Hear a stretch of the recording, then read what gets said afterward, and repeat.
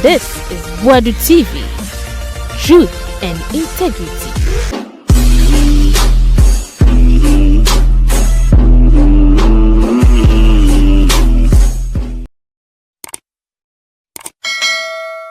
And someone sisi sampa enipa 4 ye shoot your mama mawu and so ahinsem ho manso ya na da bai da na ye beja sa ahinsem ne nsase ne sa nuama no manso a ebeku nipa wo Ghana na Ghana mabunu ne binmu magimi na ma dwenye adwuma na se abotu se ekun obesa sori biem ukwa asamando anu akwa kokon now amampanyi hia essential for about galamsey, insecurity, roles, Ghana city, economy, bibia ho. Wakasa. Ivan Kyei say encounter na good, perfect one. But galamsey response Mahama de by no sote. Galamsey kono yen kakanka kre process. And no. Sa nyamuna na mo say Mobe declare state of emergency. Now, say Mahama say nya do be declare state of emergency no. Solo Owusu. Ayi, afafa nton so kire say ye gi ensika. Ora ene galamsey nti ene ye se momra. Na mba na mbetoto papa so say dia ane. Say ya na edem bae. Ya ebe say pia mamako. Na meja akonso afa ya wechi. Ye betie. That it so kan. Very good and very refreshing encounter yesterday. The Ubenya president availing himself to the people of this country. Said, I've been in power for eight months. May afford you the opportunity to ask questions. And I mean, so the mayor may clarify just to. Unse there be a catch us a governance and yabosom and then Kruphobia question them equaya ye babontia. Then you need to drag the people along. Yeah. Everything that is happening beyond, people must know, people must understand, and people must be part of whatever that is going on. And mine now create some sort of a shield be around you, and people don't see what is going within. People begin to speculate. When people begin to speculate, citizens special build it, now develop it into propaganda. Won't be in control because you are not giving out information. Yeah. And one of the strengths of President Mahama is communication. It is a way a president, you don't sit down for some of these things at all. You leverage that particular potential now. I bet me I'm our advantage. I'll bet me a church and say more because on your beer. You be a question about will make a friend minister because you could see clearly this is a gentleman who is on top of almost all the issues. Because he's part of it, he understands it, and he's able to dish out questions, sometimes very detailed answers to. I clarify a lot of things. I think it's one of the best things in recent time. I think that is good because you see, all your campaign, not Ghana for a concern about say because you call almost 3 to 4 good years. Now President Akufo-Addo veiling the home. For media encounter. Ya ne ba ho so not ya brochire any media for bisa no question ewa amanone. But man na otima odi so no he shut the door na Ghana for nya kwanya bisa no question because Neema na Ekoso at the time was so filthy to the extent I'm not sure say he could have defended himself. Is the reason why I shut it down. No? So President Mahama made a categorical promise to the people of this country. So obey transparent and the people of Ghana no Benya kwenya abisa no question. So apart from say Enra one of the campaign promises was satisfying. It also a be door na Ghana for to see Neema Ekoso as to whether say when the buy adwena and answer when the nya adwena. That's a different thing. But the bottom line is that the door is open. Or media questions via Ohobiano or Mubisano. But Enra said na we see Canada ba kwa na dominating in the questions has to do with accountability. Accountability in the government at the Fufrobia and the various individuals are in the last 8 years plunged this particular country into the abyss. The very people who leverage on political power at the board or minor chrono. There has been a lot of talk about because early stages of Mahama administration, that is when this aura came. enti de be hu ya say enne na yakwa kwachi we na gidi ye ne ko bia na ye man bill na case na agu sa enti na Ghana for becoming increasingly frustrated say what is the way forward because it's 8 months down the line. I don't know kwa gidi hey na agu gidi hey na agu na attorney general press conferences upon press conferences in some okay can sometimes what in a while to utie bi kwa na obo yafu na whole lot of so Ghana for very angry and getting frustrated because you see ade ba kwa ma Ghana for deal lies so koto aba nyina yes sir enkrofo no ma wiaye no ye no mo bedi na ya make sure say as a prisoner ye de omobekọ na ya se agi esika aka ho because ye ntimi entena se emu oman by the virtue say obi anya akwanya say me minister me way and that open door for that particular person na we are yet kroma enim kwan fa say politics. It is not mainly based on merit some way be nipa no nimdia na say some way be about who you know, the alliances, the affiliation, who your friends are, and those kind of way na yede and see anya careful we might end up smuggling a lot of criminals in the name of this appointee in as for amoma be we minor. And in the last 80 years that's exactly what happened.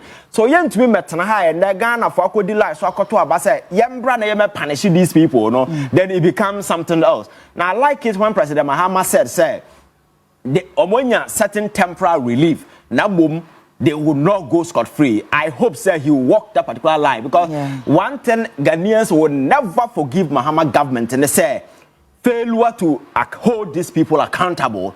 An attorney general must also do everything that he can to inspire and engender confidence. Sabeya manfo abamumu because in recent times so social media personal aura get a lot of clicks on social media.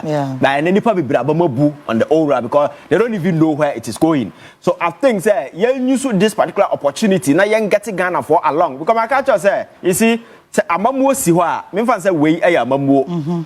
Now what do say soldier for mo twa ho ahia na ebo ho ban then wonti amamu ase trust and confidence ameno ya repose e wade weem and the ma ban di gina ho. So the very moment you see say citizens abamu bu and they are withdrawing their trust, they are withdrawing their confidence, and you know say you are endangering the prospect of democracy and the governance na what ho no. So encounter na very very important.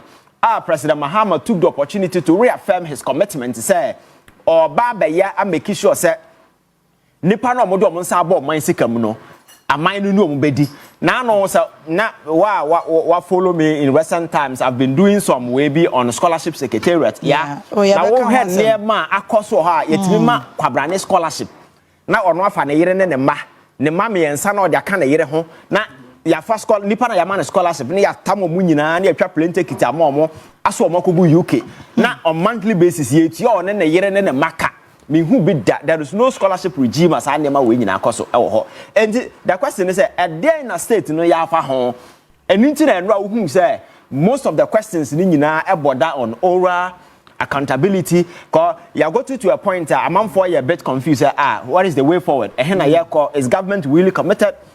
And now we see if you quit some now can about your friend saying some NDC people behind the scene trying to cut corners. You see, Nipan bet me wadamfo, but obi a we are minor Adamfo sem and this is no time to be cutting corners. And you see, Ghana for do nanya akukodro to abati akufo ado yi na ban fluo because of corona na akoso sebeya ye be present na ya for do ye ho a certain opportunity and momentum and a certain will. You betime deal ruthlessly with these individuals because they came purposely to plunder this country and enrich themselves. That is why a lot of millionaires who have sprung up from the MPP and they're bragging around because the whole governance almost set it up, was an avenue for people to enrich themselves, and that's exactly what they did.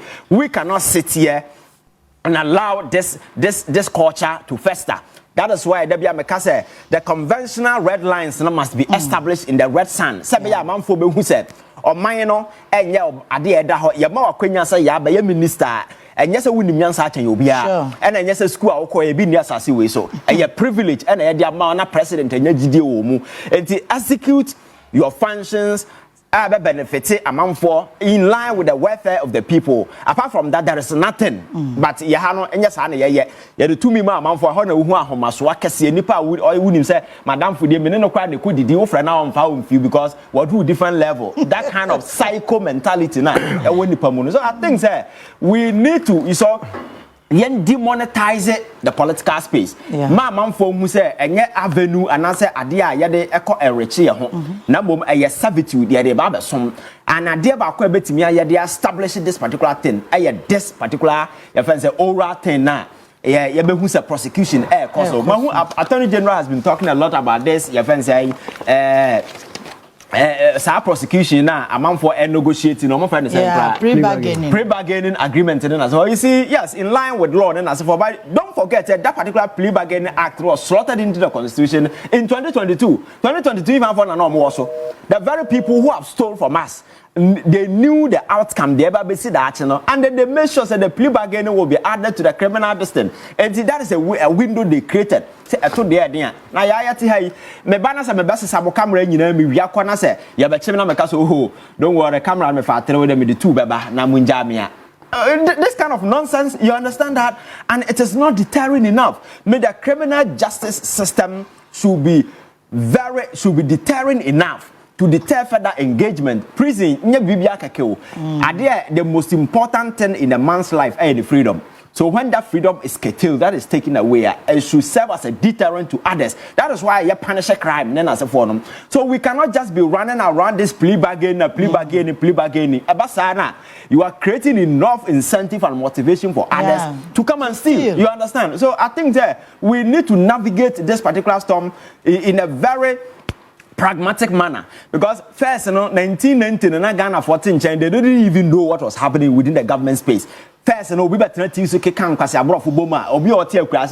confused, not born in someone, because they were marking people how fluent and eloquent they were by then. I am telling you that the average and the ordinary Ghanaian is part of the politics. They have inserted themselves.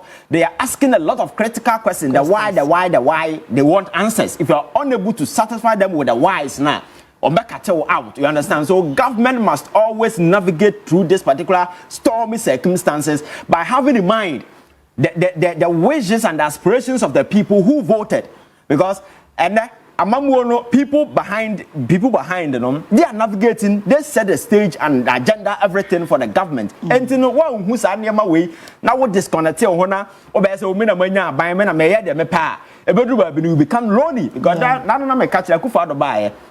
Makola made omontuma se hono nam so. Na no because they felt say ajenkwa baba be say we. The last year, no, because Okofa Makola and Matugu so born on the same person. No, so what is the difference? The last time now, Akufa no Bekon, or ye mistake of Makola and Kamadi tomatoes and Tumana Babono, because was so minor boo, but this gentleman was the darling boy of the same people. What has changed? And the 2 million just to make sure so the bayard papa, Abrababoni or the boy inti. So it is a lesson. I think that every single politician should learn. Say. And I think that is what we should do. So President Mahama, what he did, for me, I think that good. Our short Ghana for we are watching, see how things will play out. And on the your friend saying, galamsey, yes, I agree with him. Sir, the distraction has gone on for almost 8-9 good years. Yes. You cannot use 6 months, not 8 months to stop it because magic na yeah. And they say, I think that.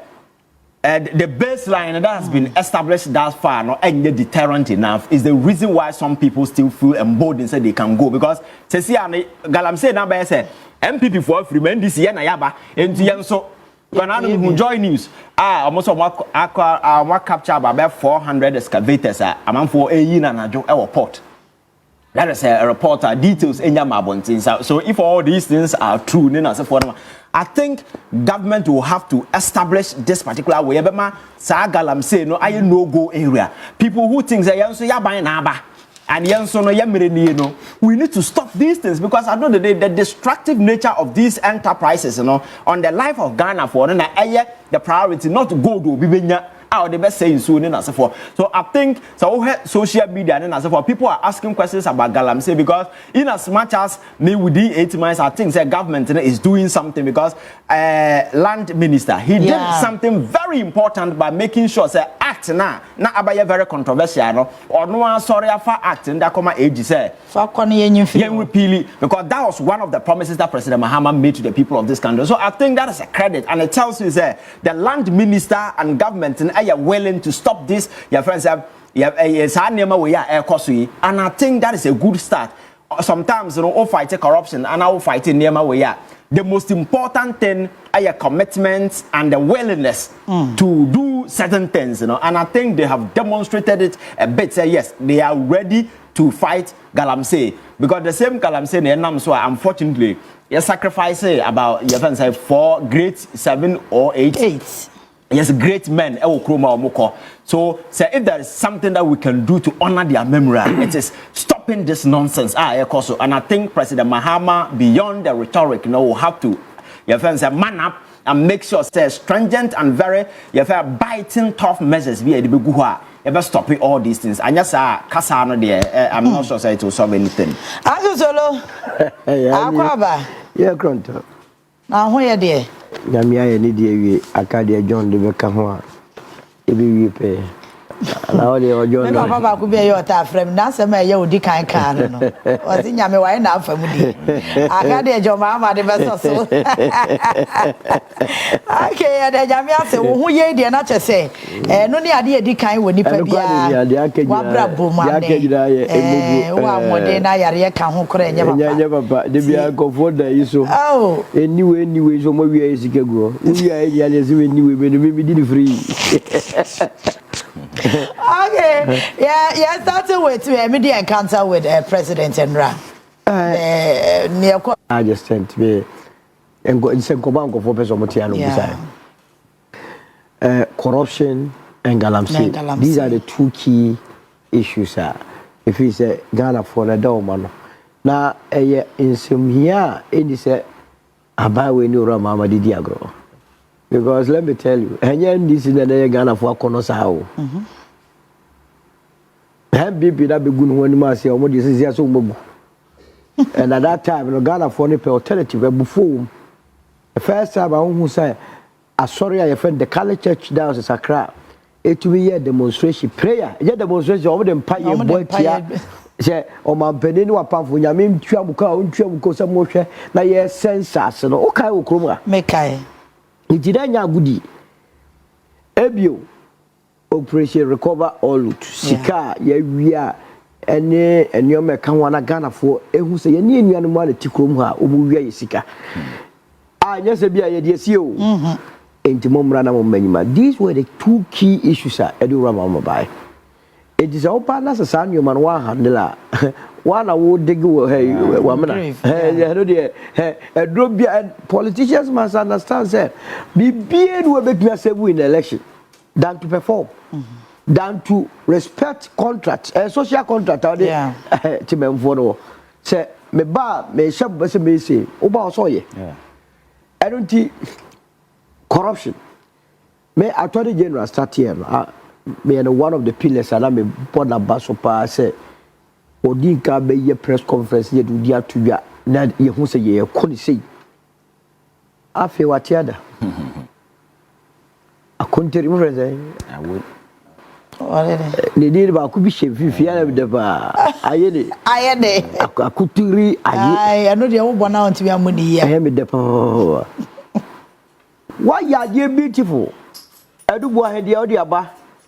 What the National Service way the Abba? What the Ghana Bruni, my friends, Mustafa Ahmed. Was that the color toss? Uncle MB, another color than your crowd, not to and I toss. What did the Abba say? Or my Bogana corner. In fact, National Service crowd your share said by end of July. Odombeko as in Libya. Yeah. MPA dear Koye. Sram, so it became a source of worry. Now, some we are Kenya opposition for granted, opposition here. Say any any MB before what we had the same with the Quebec. Now, on one party for they are so worried. Day and day, Atomisha Yaa Musu. So they are unable to even go back to or more fear to go and tell them, say, and some kind of opposition, that is what is confronting them.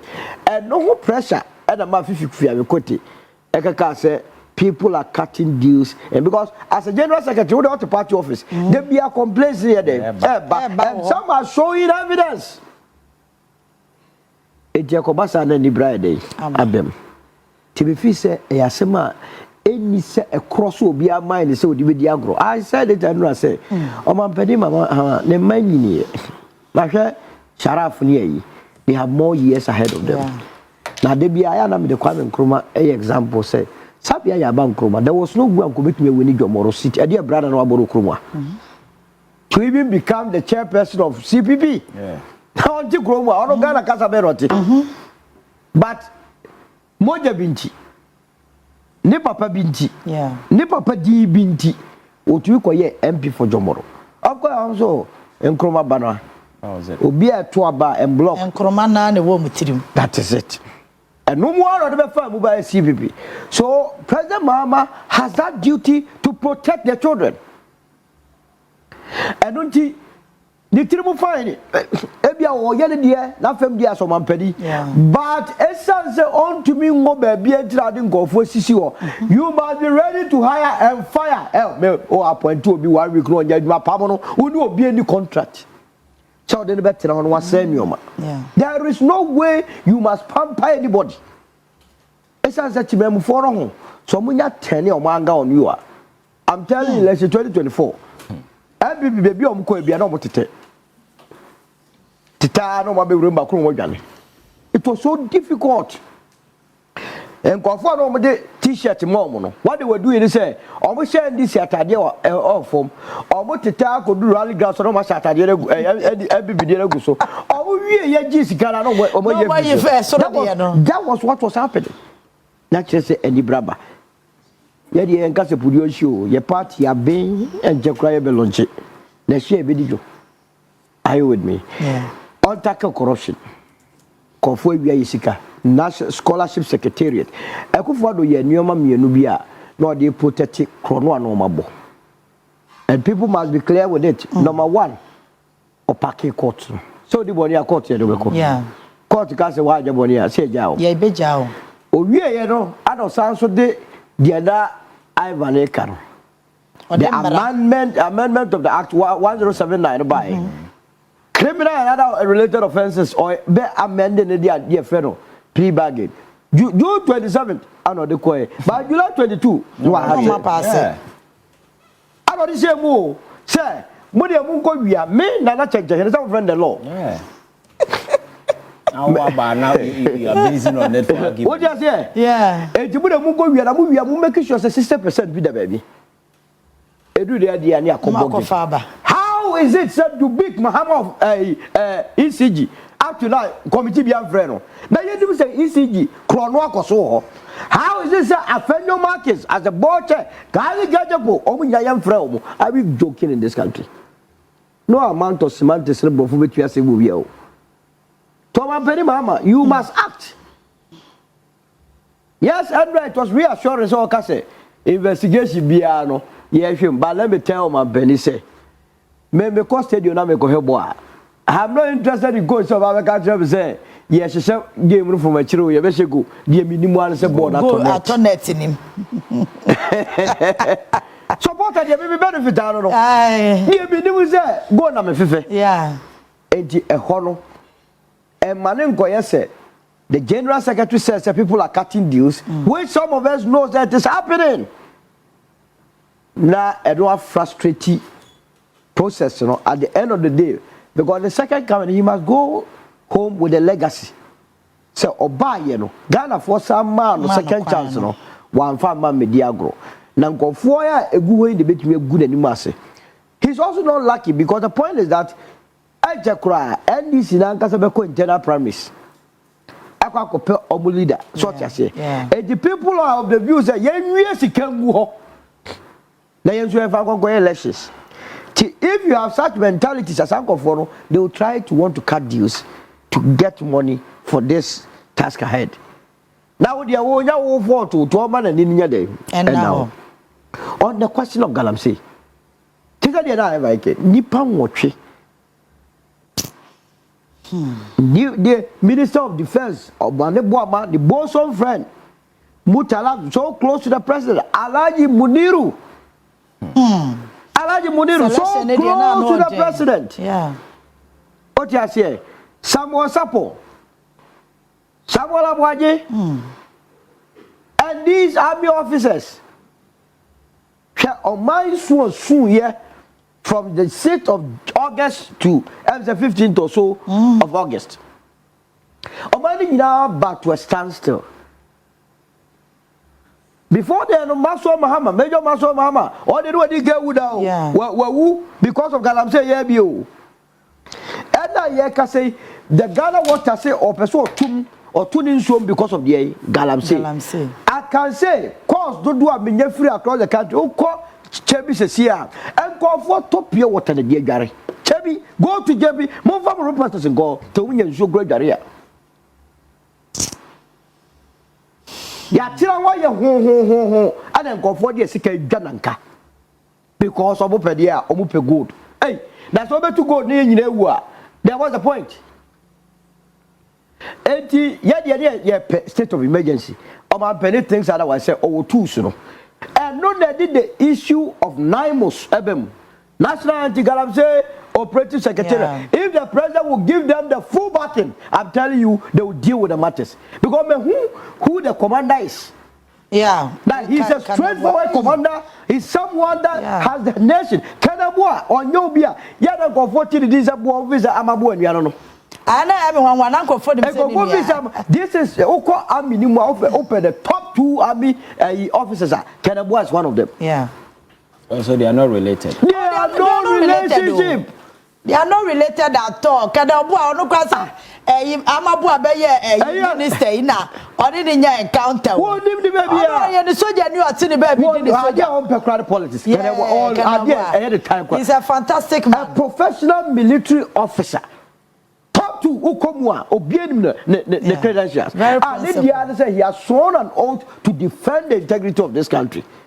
People must by all means find fault with him. But I want to assure all those that are doing say I am ready to defend that kennel. For one thing, sir, his image in the Ghana Armed Forces. And never politics, I would say anybody. Yeah. Omani say, Omani gu. Yet home, Adam go for yet to Cromwana, yet to the forest in Yamma, see him go to galamsey, a good follow in Nabai. No, I can't offer LI 2462 aba. One by ya one anonymous and said yes again. Yes, yeah, crash that you couldn't crash. Yes, a brother you go for it for a reason. Say a Bema forest no, and your money in Rasa, I come. Would you buy an ocean and another madam, and it's young woman you go to a good year. Evidence say, Minister, and I sorry say, Omungo Yisa airline, very important. Na momwa sa NIMOS for no ye nyira be boa mo no mo kusa kun no mo kuno mo disu nkunimu a ebe boy other areas I think the president did well. Yeah. He was frank. I thought say on the issue of galamsey no the opposition they say they don't want to go say in state of emergency. Yes, but on can say anye yesu a ye ne be bonachi. Yeah. So you have an option of state of emergency, and you have an option say obey use the existing tools to say I'm in way no money, you know. Now idea ba ko be boa no pa so the same. Ne asema wakasa say MCB and DCB man ho kwa man important ye galamsey over public so. Because who to be the chairman of DISEC. Now important ye galamsey na rasoto. Na dia na wo so ye. What's why they? Tina man penny no dear. Na oka sembi and the say omo wia ye pan Akufo-Addo ne nkofo. Also for the last 4 years Ghana for ship $42 billion every kroma.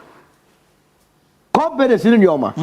So omo dey kran Nyoma ba. Nyoma na ambassador ko. Individuals here okay. And your party for year, FBB for year the koye sa Nyoma yi. We nya fine case. Yeah, fine case.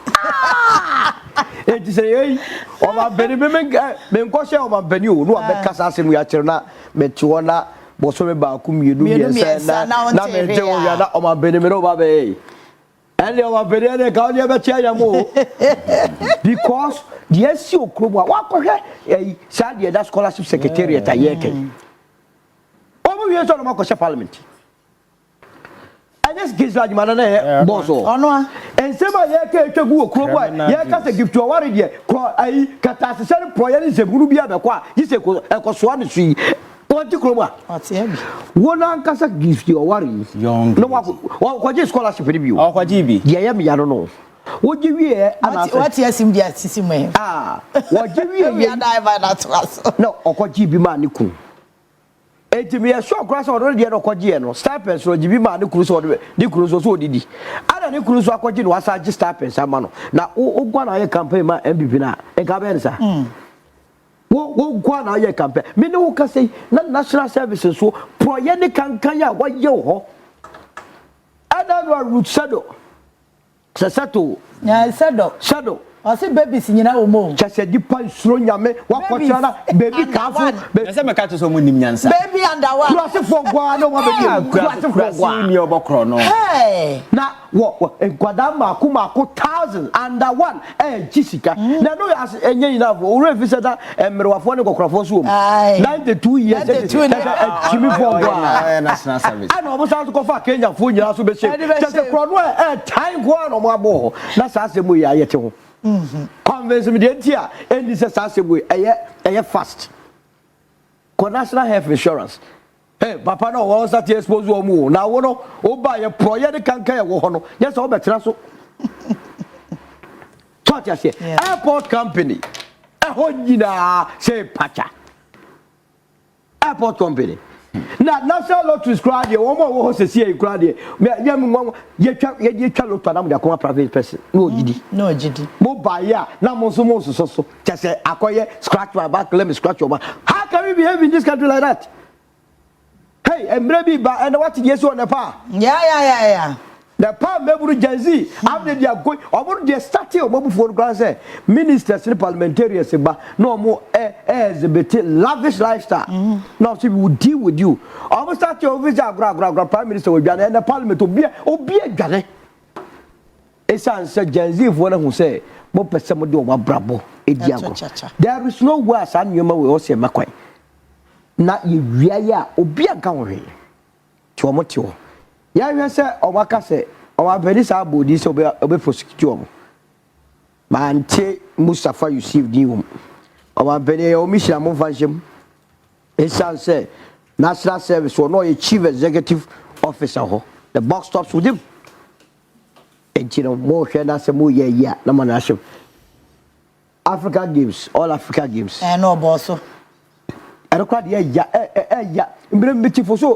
kwako foso asare so all defend the expenditure hey kwako yes so nyina sports highlight una na wo ye na ya dia na ma una se sika pudu say kwa mo ba dai be defend nobody yet to me no watch $15 million okrom ha na ko form first can nko go face Ghana AC Takwa Sports Stadium right from scratch I don't so my penny like I said about be prototype ekoso wo mo $13 million University of Ghana Stadium is sure na esi1 wow aka be 16% Mustafa Yusuf in government catch rest almost spending $34 million in the complete keko Elizabeth say Liman sa hostel there stretching on that Alice da mo de condition ba ku mienu ko tata mu aboso maboka $16 million ya bo na mo kroma esa say e wo sem gofobi enye sika enya omotam we cannot continue to do behave like that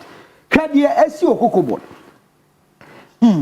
ko tona beton website bi di tona ton ko ko yi wo ho wo ma beton so di obusika ba jefa ko mo no yesi ya boka say almost 32 billion the managing company no what if you through na obre I don't also bro Randy what why dai we busa questions o metro what do hono maninsu nya ho na akwa shedo bia are you with me enti no say ye yele sa I'm telling you say ya wo so oman no obia be se be ka ne ho she na sika kakra na ebem ye nyina aso ye nyina de so does it not surprise you say yakobo business $750 million sika sa ekwan ya ye nye to wale ye nya ni pete bia woni we mu aban yakufo do be connection no ma be mobilization of almost $30 million ekwaya o man koso sika o madi na palu good am ne urefi $12 million bu ko change kind of ball boy na project am so how can we be doing this to ourselves?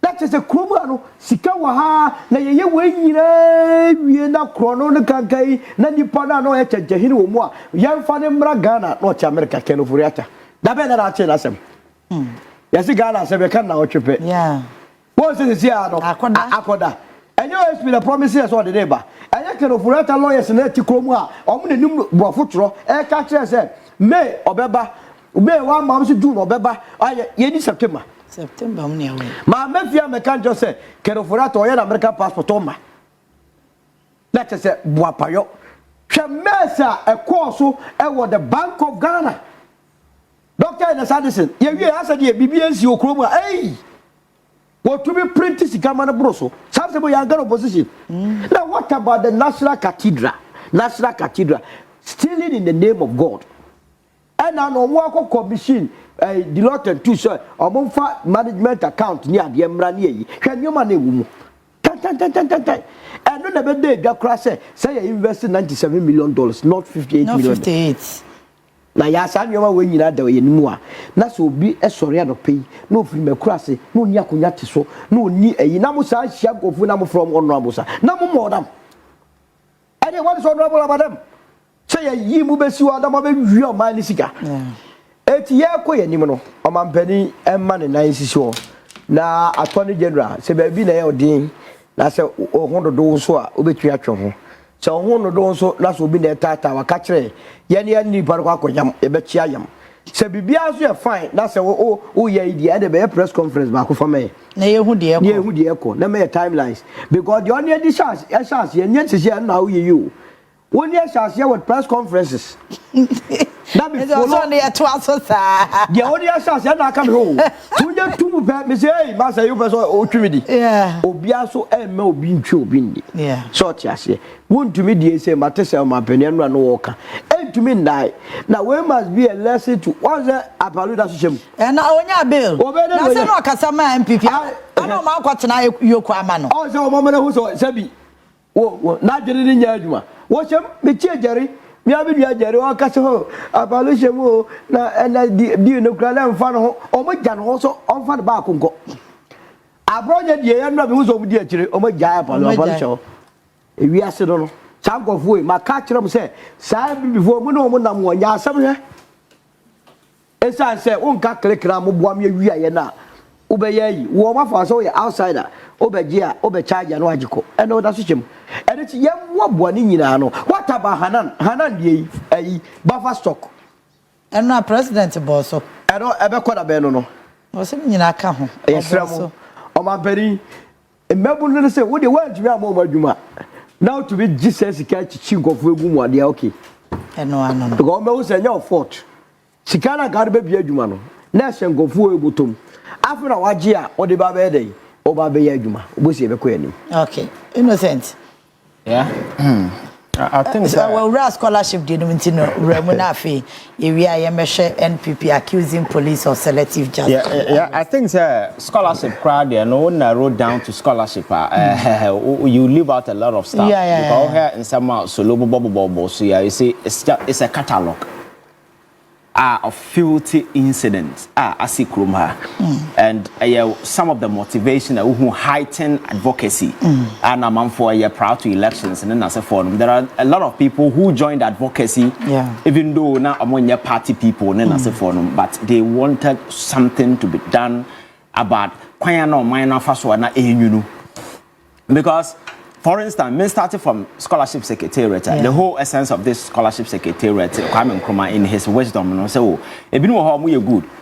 Sika 70 no, yam famra na yam fan so mo ase no mo fanko. Ana say bia certain knowledge area be I imagine or minor ye lack in terms of personnel and the young will be training or umbra back na umber boying near my course within scholarship secretary under this Kingsley not parliament here or so your MP scholarship nankas and omodis in chain and I'm for the yourself and short courses and 2 weeks management courses and you know ya what ya tamwa na ya chaplain take it amount na ya tamu ya do UK for 2 weeks near £4,000 as a school fees na ya amount £2,000 for didi or buy a separate plane take it the amount.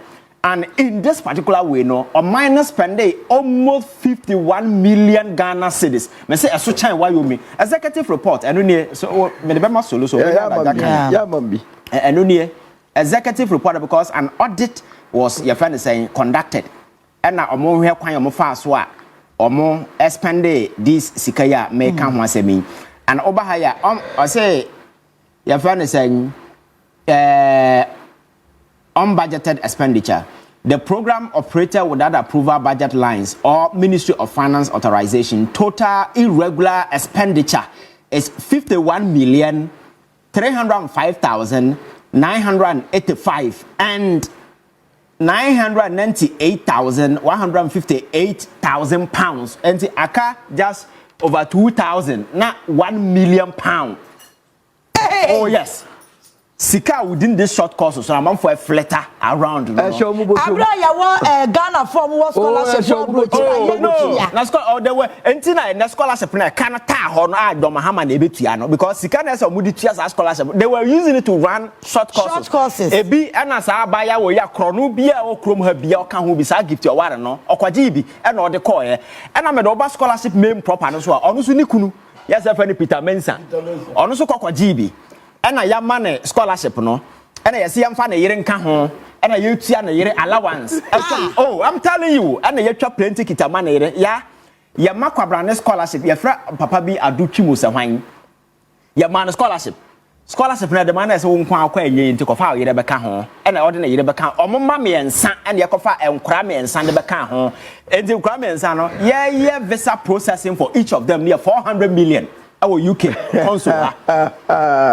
Your company will say find a vibe consult, educational consult. I'm a high or and per head, you know, UK will require priority working. Yes, 5,000. Yeah, 2,000. Yes.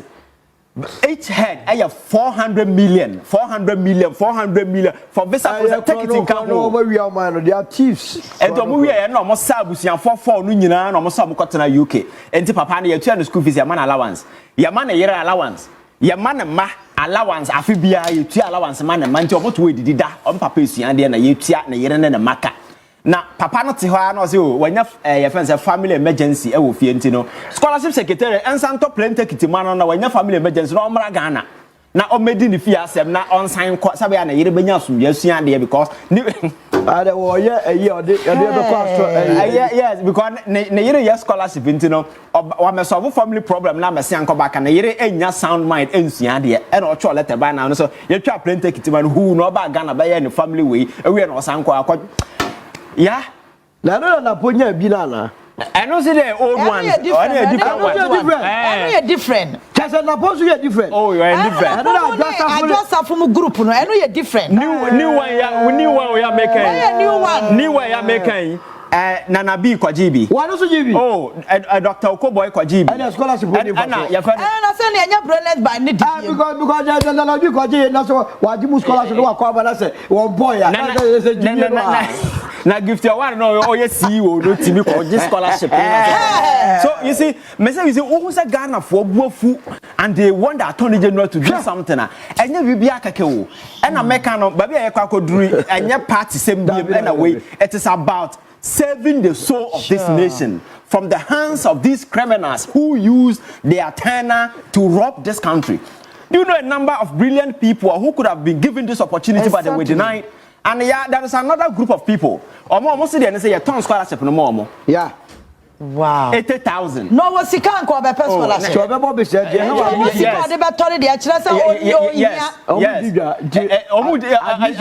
Market. 100,000 pounds. Yes. Oh, I know a lot of people. Now, me post to social media for sending people are willing to come out. Or to scholarship in 80,000. No, but some stipend. No, I catch us a quasi. Oh, you're traveling. You can also best compare you man yet. And just stipends and also Kroma Obudi and Kobebia.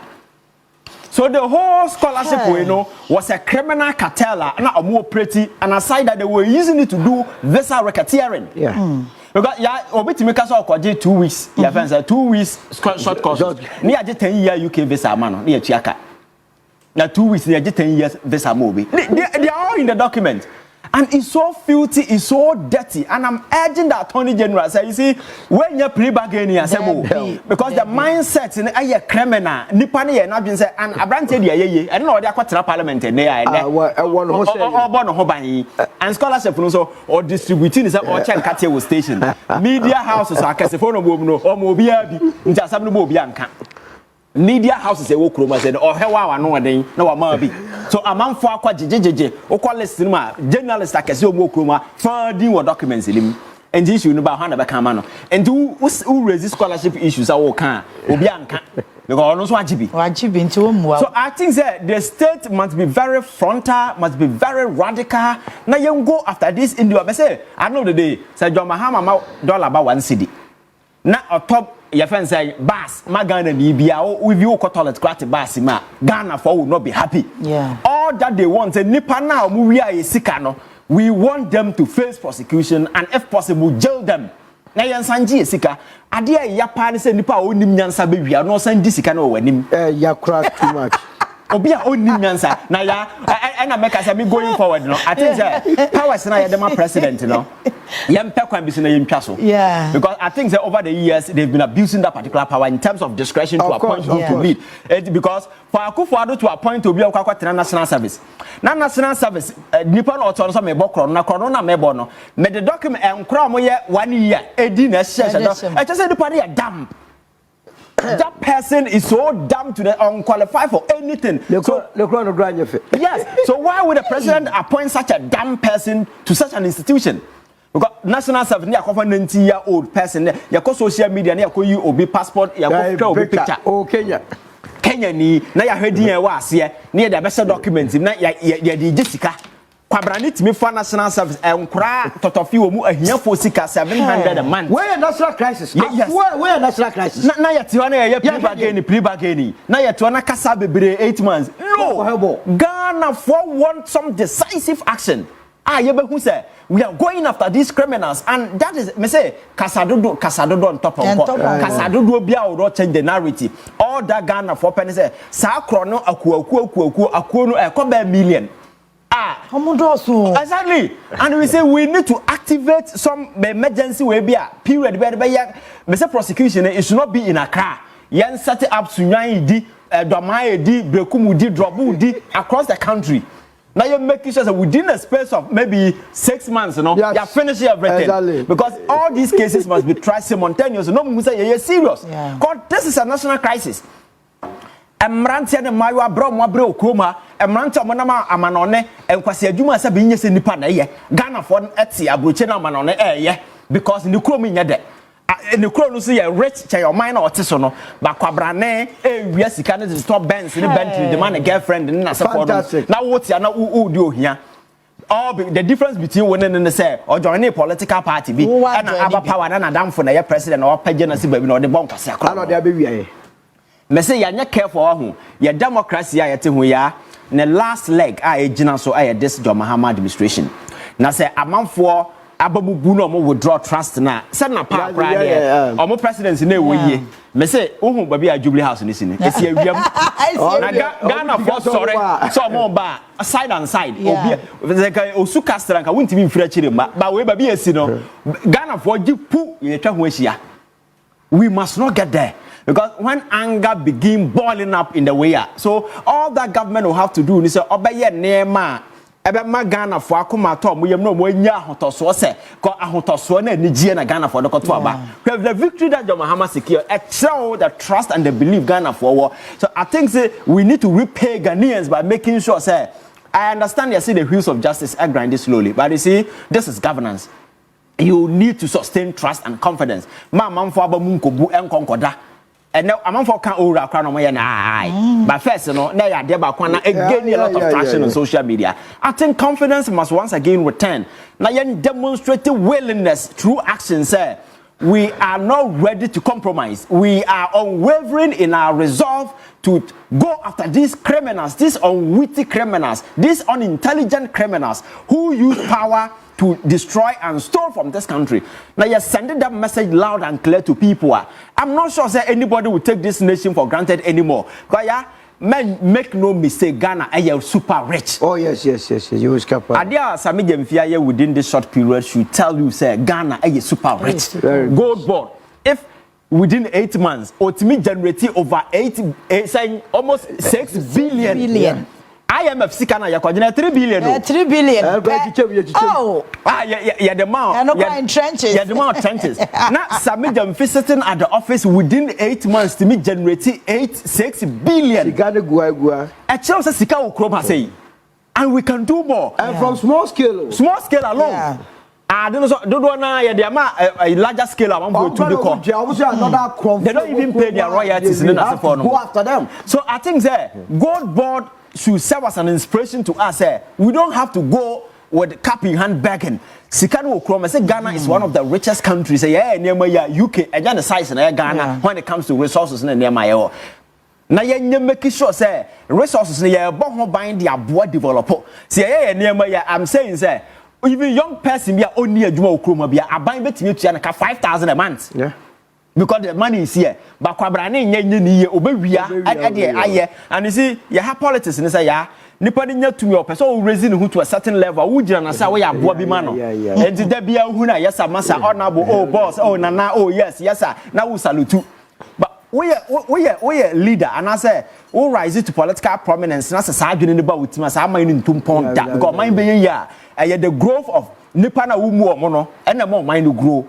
So I think that we need to be guided. Now going forward, you know, you're very ruthless in pursuing these criminals. Because at the end of the day, say Jessica and the that is the only thing we are looking out for. Because number of corruption cases are there. So just look at Cathedral Kakwadao. Cathedral issue over 90 something. Yet I say police military nejet. Now unfortunately your friends papa you kwatena bi no mo kwako wi. Yet over 50 something million asofo de akire ase kaso kakese se nyankopon kasa kire omo. Me minim se nyankopon kasa kire wonni hwede nyansa de wo bi. Na for osofo se wo nyansa betimi akotu aban for se onkosi cathedral hwan enkra na emoa enum nsuo e wo serem. Enkra mayo na ho ye fe wantimi anko school akra hye na titi kuma se ye kaya ye na osofo nyankopon kasa kire no so nim nyansa se ye nkotu amana na yanya garden na ye ve enkofa heavily food wo more dama sam class se me class you only say the last time kwada musa say na scholarship secretariat Mahama si office mono ma omo ba bi omo etu amina no won say ba bi omo bu ni nyina tugu papa na bu ni nyina tugu asema ada the was mo so free yes I mean famous me ma so so nko asoro these are amamboyefo any say so omo so asofo na omo di akire ni nyina ya amamboyefo because these are people who on Sunday basis omo si asorema omo he omo nima these are here for sitting in the church comedy amanfo and the one I want to me to get closer to the president for nyansa say say oh papa cathedral and the young hold honor me come asora here for amanfo ni adwuma amanfo are travel Ghana need to me the passport to concess of mom pai no ntu kwan anyam kwan say ba utu kwan ko bi krom no so ngai fancy ben ya na kewu and dey wom but ohia na adwendwen ti sofo no nim sa de we but odi aban ti say yenkosi cathedral na ya bobo ya minim kutu me ya board member na ye say tua na ka at the expense of poor people me say some of us will not respect so we don't respect you because we are suffering you dia we ye only and no say man for abamebu every Sunday the pastor send a kwasa the papa mebu because what they are supposed to do that is not what they are supposed to do that is not what they are doing. I think we must do things in such a way say you better be building hope and confidence in the estate. Sabe ya Ghana ni benya hotoso say eto dia dia memman enyime ma but on mine team no wa be true bia because individuals pursue sika na say for Black Star na no e buy e kwasi abagye to oboye de kokoto ho obokoje di obi so oya football management member o di team achi kwa ya money $10,000 wo bodam teacher niti akura say wa kira there for 30 good years or co pension 400 million ya the man what kind of nonsense is this winning bonus no o ma ba mo kwa na bo kra de bi elusu ya kwaji ka bia be ko wa na me say Ghana no ye obi ani team ya den na nka me say na because coach ni ya foul say be coach ni ye tia ka adwuma wo ye ntina na wo ko we na bonus be I won't pay you bonus sa $10,000 na me de back off akwase teacher for kutu pass am fan kwaya adwuma what kind of nonsense is this obi a onu di team na chi a say oye mazoa all the way you say man $8,000 do you know $8,000 obi ti baby a headmaster ne mpaboa to nyina we o se yan fan koma football ajapade ne life wanya a bicycle minimum teacher for mo do mo salary gem mo obi de bicycle bo so me be so de oje kura nuru 1000 ya fancy 150 Ghana cedis football o kwa da bi one na yere we bo ya so because can if you obi am obi a ntokwa pay car because of ni nyina ohia na oman ni wo sika obi ko mali aba o ye ko bobo they say ya time $8,000 because or the jersey be she hanga so na da wo bodam yes yeah fuel ya di go basim $5,000 ala articulator na je na no ai da bo boss e friend say keto kre yes all defended akwa amani yi say obetua kotetem yes just na say hoye de yes hoye de na say bi jumbo jet kwa na ye football this year na ye start omu nsem because go for this GFA is a criminal cartel go for this it's I like the approach your friends the minister now but I think say no he's a bit way very radical he has to be very because he's dealing with criminals he's dealing with a bunch of criminals over the years they've weaponized the Black Stars as a cash cow yet to chroma me growing a football minimum has of football and I had the GNE and the young Black Star ye but sa has to cut on ya two gumuram ko Black Star near casca would dear chira now would the Black Star chi World Cup now obi was a football management member I want $100,000 I like you $100,000 so yeah and you will be life for why you na sick of $100,000 innocent because teacher for ko pension mo we teacher for mo pension ya $8,000 Ghana me papa pension owu ye wa bembe bu ba ku bi ba ko headmaster enya hibi ya nti obi sa won say e be duru ba bi no hwan na betra nsa kasa me be so mo man e dey na if nurses are living you should understand if doctors are living you should understand young people are living I think you see I think that the whole country na see collapse na yes and lay the foundation and no President Mahama can send me about this emolument and his explanation I love it because say yentimi nyan in such a way say political class be enjoy na man for go form na mo dey almost struggle because service obi I know a doctor oko your friend say oti theater from morning to evening also already on article 71 yes the risk involved and there yana say nipa na wo ye na surgery no kra onhu anim kra because sometimes you even cover your face now wada was say oh papa me da was say was save my life these are people who are sacrificing now what $8,000 obi di ma komali ene gabon kwa ko border what kind of nonsense is this? I think we see it's okay krono le do so matias ye de tia le buofu because we me ba no pe we nkonfo ni mo kwa ho a encouraging na so sorry anopa na se de wo tie nyina ne se we have fiscal no mood kire and social media nti unya koto data na wa se ho mo de ye party asanso a kire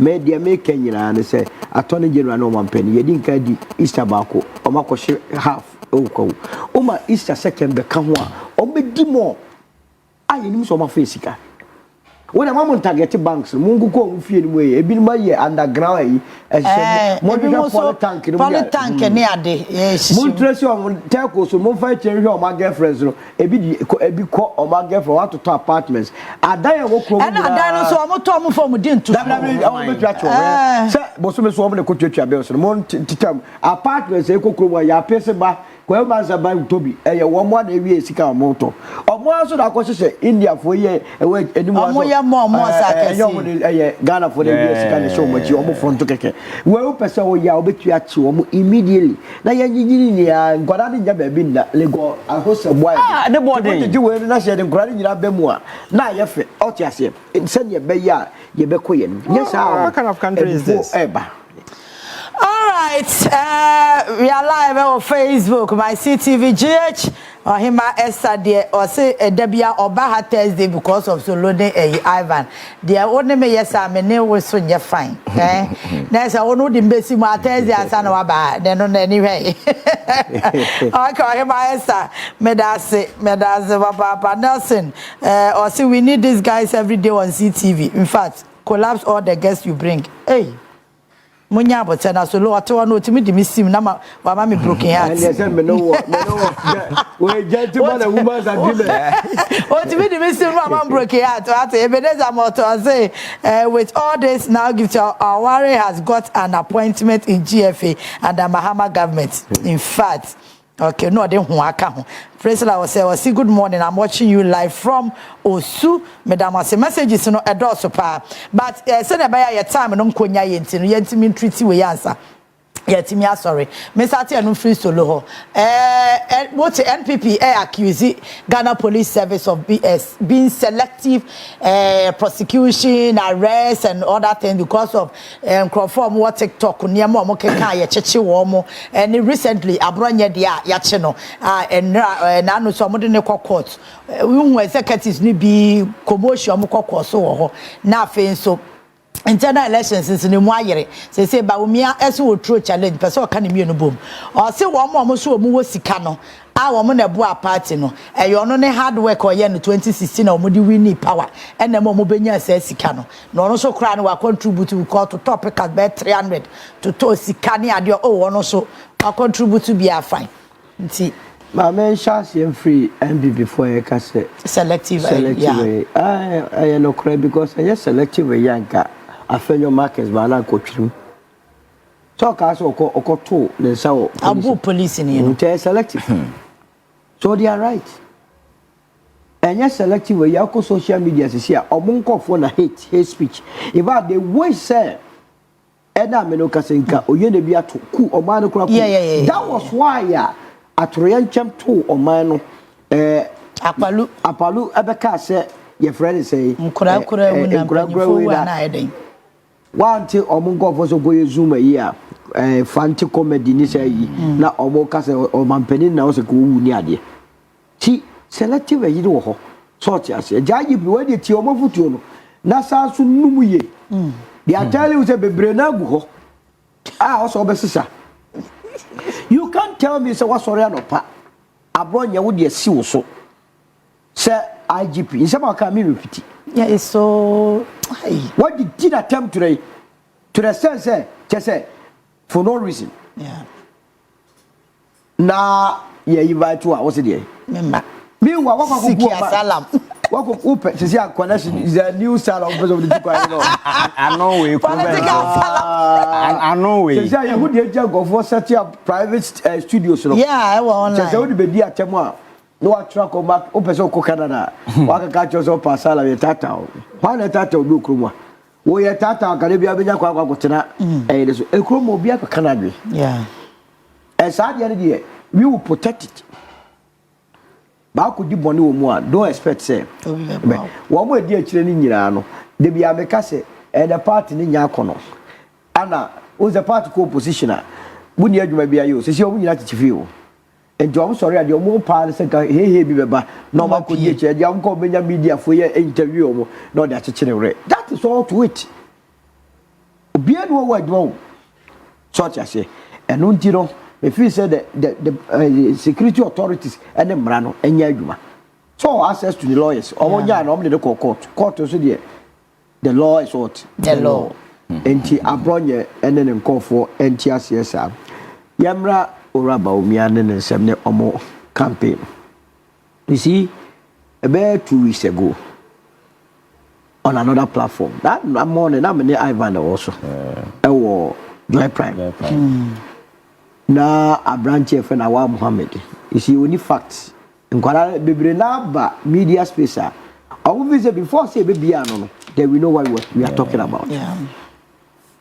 The catcher and say MPP no egu because the very foundation na emma kwa mesikasem emedi ihini wo mu no oma say no se sikasem na dey MPP leader and there was nowhere Professor Dubois ebetu abeye the flag bearer of the party essentially go home e dey kra yi kra ye ntwe obi more than 20,000 ho so tia say so no sika anana MPP decide who Lisa kaje okufo there was no way because na enkoyi ekufo do the boy oh ya teza na babao ni masasi e ani ya king enkoyi so tia say but because of that in the party no that careful edugidius political party biaro e was said yes say o members etuadius and the more we are part of the cake by some say wenum eba ba mu 2000 bebre na tumi nya sika share omo so anomu say the only way between yi bebre free say you best start to introduce sika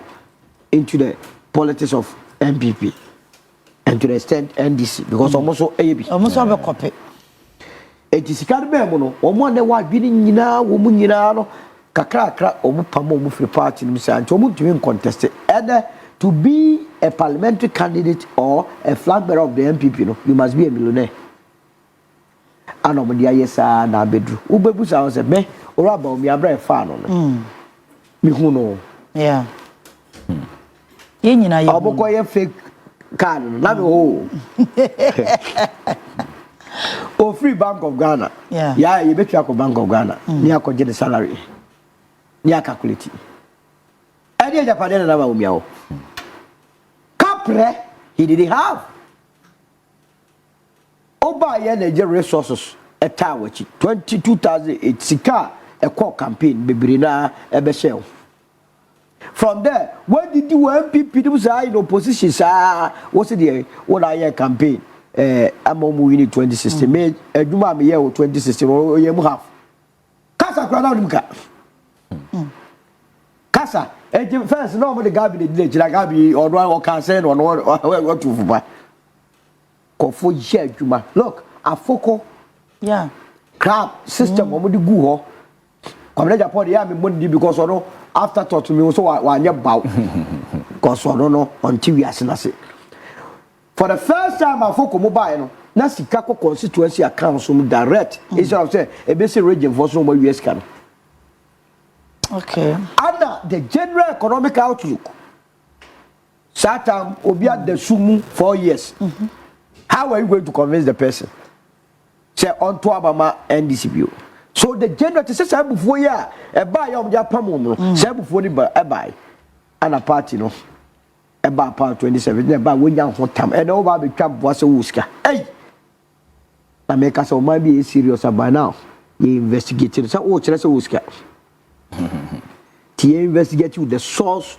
of your money because oh you're the vice president of the land the only source of income eh aketua here but now say you investigate clearly now you are not feel one more no akọ Kennedy Japan so how did he get his money? And akoye sika competition contest. Serious. Offering this one, no about Brian so. How did he get his money? Na wakọ educhum so. Offer America ba say na dey buy. O buy na be dad and Ghana for say West school kakra kebi America. O go see no. O sa na enye no kro. Oh, offer so. School bay. Tetiwana buko America ba sana yeti groma no be ka trese e before nyira ye sikafo that akuna do apreku ne ise babaw o ska ka be jawo mo school ka ba be ubedi deputy minister of education Ghana odo benko odo Ghana ka free akọ in the first place for you to come back na nko yie baba be dem ho abem etima mo fan anyie I don't know what they are doing is to insult our intelligence say omo omane ma wonum kwan mo mbedi yanim no a omunya sika wo no omu nyansa se omunyina on the basis of this or say Ghana for a pamom now nobody is giving any credible message Nobody. Me na me told we so on the tier 3 million towards national conference. We so on the tier 500,000. We say but me asking them tier 7.5 million. I mean how? Is that what the country is looking for? Makase enchekra ebeguto kojuto. By the 31st of January no. Na asekra. Esan say grassroots no baby omo ko bi am home. There is no enthusiasm. Uncle Bomon ya piska kakra mama no ma betra. O de ahwe omanim. Most of them say so hey. Now when you have free power me ya hwe every day was abegina o da da bi. Would to be go jira o say kakra bi go wo. Yo ko komate. Mama de baby papa kra da o say kakra bi go wo. Na MPP nti. MPP nti na akokọ ji sika puduo e de contractor wanye no. And that's how MPP the class. Yeah. Because now MPP na se mo a uchi says carrot be yaduma. Anamwa. Pepe. And party no is in disarray. Share o person be ebe to franca ewo o party so. You are charging the person 4.6 million. That was the day na award me man so. Or no catch them say I didn't know what I was about. I was hey. And don't know Afro Tigari. Canada Japan. Pardon them. I was look. Make up file me new man. Me didn't got 100,000. And one of me issue a draft of 500,000. But 2 years a executive Bakuba catch as a director. We fee 4 million. No, say hey a body pusa. And then was the development fee. And one of the deadline also. One go to ki free. And now me no kase matisa kwa Japan Kim. Say can ya no shi. Won't mean tia. Na kwa bla tua be mo pa kwa bla wo tie ye. Wa busuafo do krofo tie wo. Goye mi shaking for 46 billion. Ko sa grow wem. Na konya scan we. I don't want to man. Kwa bla le so onya 1% kwa be. To man. Na wa ko bosa aka we. Ade ni mo hu ye why dey. Wa twene ho. Se enyini akakra odi e won tumi fese scan no. E ma mehim. Enti eyade a e deliberate yakọ opposition obedwino sika ho tie nyum firi we ne o sika no ne yenko na sei sa party obetwa dom ti be ka cho se bua wi a na o ka se ti munya no mo innocent yeah I think some na yakano the bia is the same thing MPP as a political party and you ready say obesua there. But the minimum say party lose power over Tranchanya, you build internal structures a bit in your sustaining party in terms of credibility. Amanfo be who said the Nema Esiko. And even so by a contest against established rules of engagement, I yen say a bottom up approach now for convenience sake, obey any bibi krana. Your message in answer for what the air can ye near my batman for assume. Nipa na wo present no should be individuals asabi and monyam ne some nimdie bi will come to bear but we tie conversation na cause that's far na said na solo sika a money contest na me na me wo sika chen when na me na me yes na me na me finance when na me na nipa no nyina no so mu go na profile mo say answer na obi e be wura politics im no na ne sika sam yesan ko ya te say binum se no mu twi taxi e wo America na se for nti taxi na twi no America no mo da billionaire dey because in mama for mu twi taxi wo America e bia wo kɔ no hokora ko bisa na ne so mpe $100,000 ma onya bi $100 we no ka me da maka $10,000 yeah politics kan ya fuya na nkrofo ne na na mu a no mo de afa kwan bi so wi o man ni sika de be gina bi mo gina na mo di dwo mo num obe ko sa unya taxi na wutwi ba ko wo me yese no no aduane ma America soldier for yi no America soldier for sika se ne etua wa wo bia wo no aduane wa keche ni sika be na benya na ba kroma ka so ye billionaire no you see a chiro say your framework ne na sefo num nyina ye very weak ne obi a sorry a adu twim so per president dey oh no hu na I think say Uncle Pentecost dey kin bi ni na oh na you is a president Uncle Pesofu bi ni o ba bi na president agro na di so I say you chiefing the whole thing as agro bi na edi you understand yeah obi a wo do betimi aye wan kasa study na ho a onye president dey kin bi Sunday no wa tie na gina Sunday na wo preach nyame asem na ba boa no dan say aba na ma so per president dey ono ahwe ma president fatao I think we need to get serious and yeah Sa na baba ye sa wo ye wadwen se party no won chichiri ne ye ntoto ne ma mfa ne ma nsi ya amamfo de bedi agro and I'm sure say serious minds out there watching the MPP from a distance na no metie papa Kwame Mpiani ma na ye interview he shocked say a party MPP omunim party of intellectual and na baba beduru say Inti everything bi omo ye bi abu abam enhye nkuran ne nasefo no and kwan na omo nam so no I say ye fancy say bosom so obekun ade obeye bi obekun wo ya no hwia enye they are not ready to listen to wisdom inti kwan na omo nam so no eno na omo nam so ye say wusi emusuo kwan so a wona se ha ka na watu a wode ko ru ko wu ye be stop police ni cry stop won't stop it until some ko wu no nothing will stop you and that's exactly what they are doing so for me I'm not surprised kwan na omo nam so no ehun awie ye no mbekwa omo sabeka and party no my so omo de betwitwi fom na no utie omo youth organizers na se for radio so omo tesen some omo kan kwa bizan se an MPP na me ba ne se na omo kisa nkrofo we ye omo executive na some omo kan to asumu nti I think say omo ankasa tena so no obo hu de ye kan ya ebetu omo for and then on abronye ne na se for no you see me I believe in your friend is saying yamu bia kwanya no kan adwen ne na se for no but over the years sa na yamu bia ya but if he speaking no must also come with a certain responsibility and I am not sure say abronye didi your friend saying IGP atama enunti no mkokwache no because the president the creator president of did attempt what I say so enye attempt didi na mom there is a criminal aspect of it or allege say there has been a pollution so this is the your friend is saying obi order police for nyina bamba no na so otimi ne NDC for kwahye kokoam ko gisika endanger national security. That is the aspect people are not looking at. Because the whole IGP no on a police force no timi ko wura kokoam and NDC for ko bribona. It means say he can do a lot of things about putting the country in danger. And who can some be responsible? Na who say some na who can who nyina so. Enya atem didie keke na say obi di IGP atema IGP me just so obi be di na atema ka say na say onye okay a obetimi di nipa na court.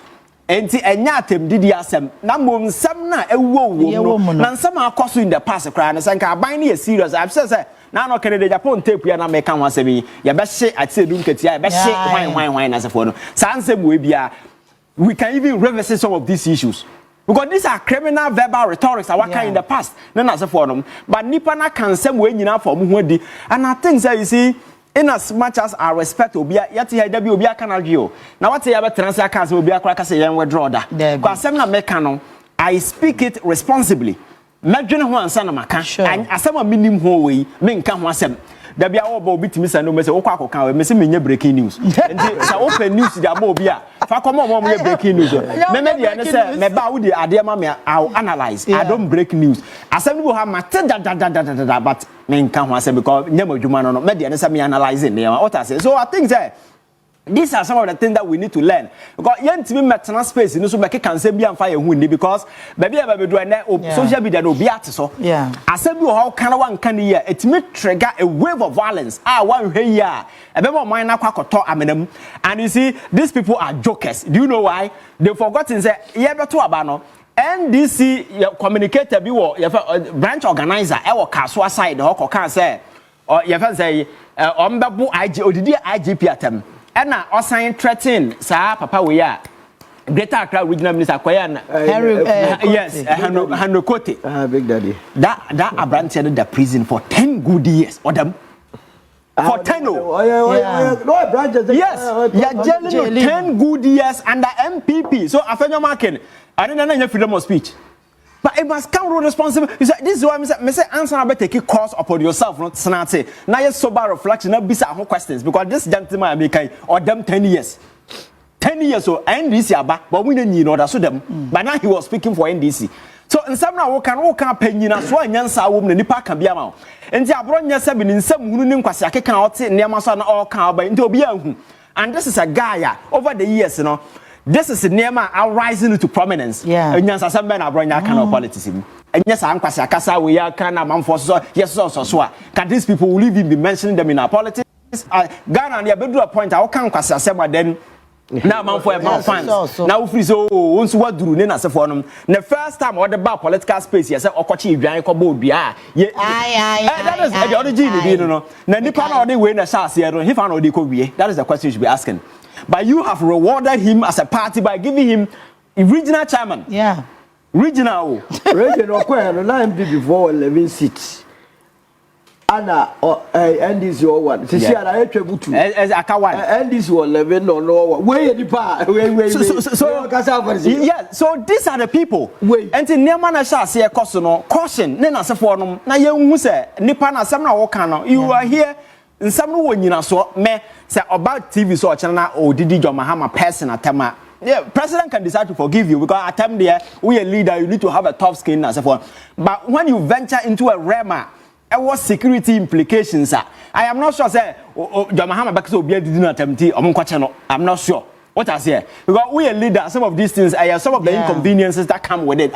President Mills and never more the Kuruma say how the ordinary would call it never more the no. So it's not about say we didn't panatem. Now mum some na wo can no our criminal connotation our allege a bit me incite violence because yet your mind as IGP could di ekwaje bribe na e no kwesa wo kaya Ochina okojina command the police na uvri on betie no the authority na will bring it to way. So I think that we must be guided in as much as I advocate people should feel free and speak their mind because I say kasa we the church of mind no we must also know our limits and you who can for say ya kan seb no seb ya yanko kan sama ye ni hu nyina so na asem ba omfra ya ya ba ye hwan ni what so ye hero yi and na o kwabai why a mute now your friends say we run the court to koba ni nyina because of the why judge ni could have given you bail but ohewa abraba we dey start here about doing that obesa akwachi jan because sometimes it's not about peculiar case until obinya asem na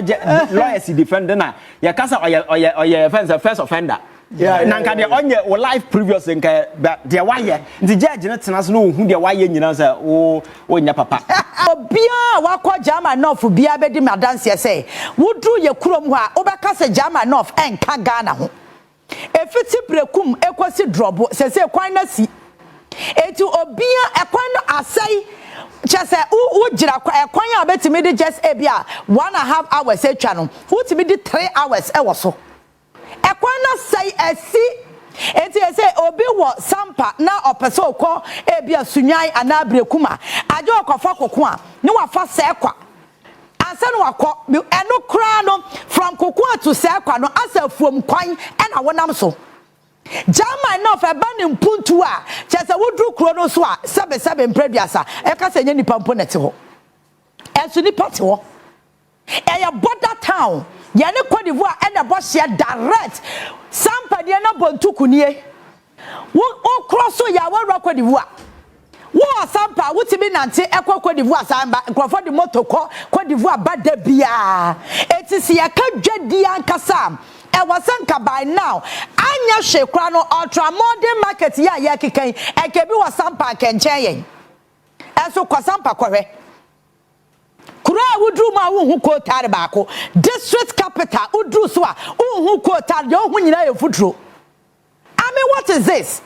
And you see adie bi wa ya se ahensam wo ka na wa ka ni ya wo adie bi wa hono mo a ye nyina ye nim nokora me fra ahemfie me ya de hye ye di akonwa okuro nim eti asam ni bi wa ho a wutimi ayire wo ho ka bi afam ye no na ekono ye nyina ye nim de se fota sa akonwa no otira so. Because me be that say who say who di ade wa sampa now to Kumase. Who does that? Who does that?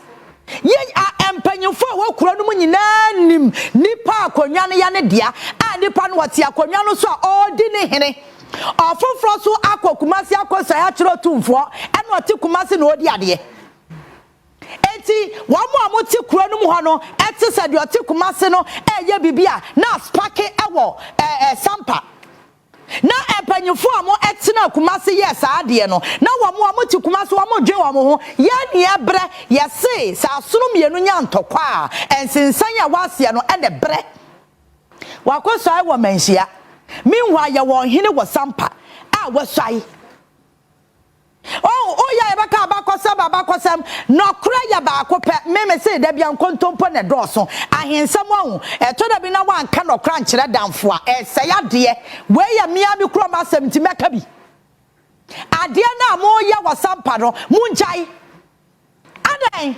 ohini no ti akonwa so ade na mo ma ne kwan ma ne nye na djuma ono na adedie no yese ne dia what akonwa so obi ani ni problem e fa ba akoso oh, so me kind of background of this story you will see say nipa ba ko bi ne nkrofuko ketua bi e na hye kire no mo piapia saade no e na ahemfo akase bi so hye kire wo kwa kasisi e beka cho say hey ya chu de dia meanwhile ade na ekoso no ese ya de ko jama no kokore apart from kashu de na okronim dia okronim na edwadie se Cote d'Ivoire fo oba ne aso ye ekọ eno ano no eti ka de papa mu asampa betimi ayete senka kumase esi wonu makageti Dubai ho no President Mahama de oyesi kagetia no enka ne papa mu a ewo senka sampa bi si wo because ya kra de eya border town foreign exchange etimi wram ye wo kwa sampa sisi asefa enye na wo bi sa akra keto akra sefa obedwa bi ama enti ehwono eye baabi anka wo sa aban betimi anya revenue Cashew headquarters Jama enough.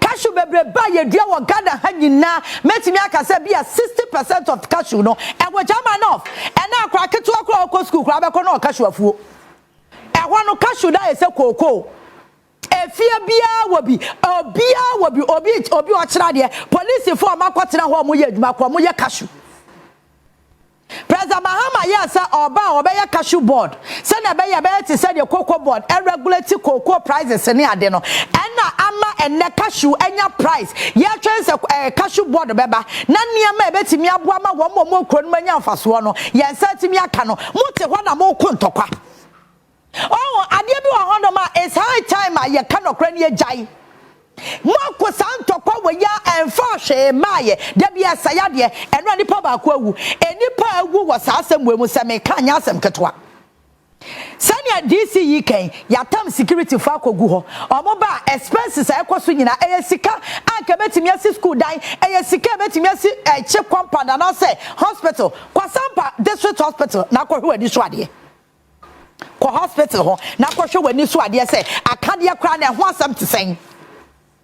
They are suffering, but obi interesting ti oti baby o ni paniti krofo froso and watching onunu ade na ekoso okuranim onunu mu saa na udi ade a wotina kumasi di ade wo sampa wusu free sampa uti kumasi na udi ade wo sampa enkrofo na wudi wo so hene no eti baby na wusu uti baby asemo ye choro obuku be mu na nya saa asemo ya kamekwa menim sa ahemfo mienu ya gazette wo mu ma ne ye for akuro baako Wuti bi wa he se akonwa ba ako ni e gazette a edi mienu ahemfo mienu de amasa akonwa kro na enti se gazette na de ntokwa ya sa ba yo a ye kunkum ye hu yo a ye market ketwa na ho ne ye kotwa ja atum no market ya wuduma emu futuro eche afuom wudru baby a hospital krana enipa ebu awuram wo hospital no enfutro nkwanti wo no yare a asa na abedru hospital akwa na wase nya yare fofra ka ho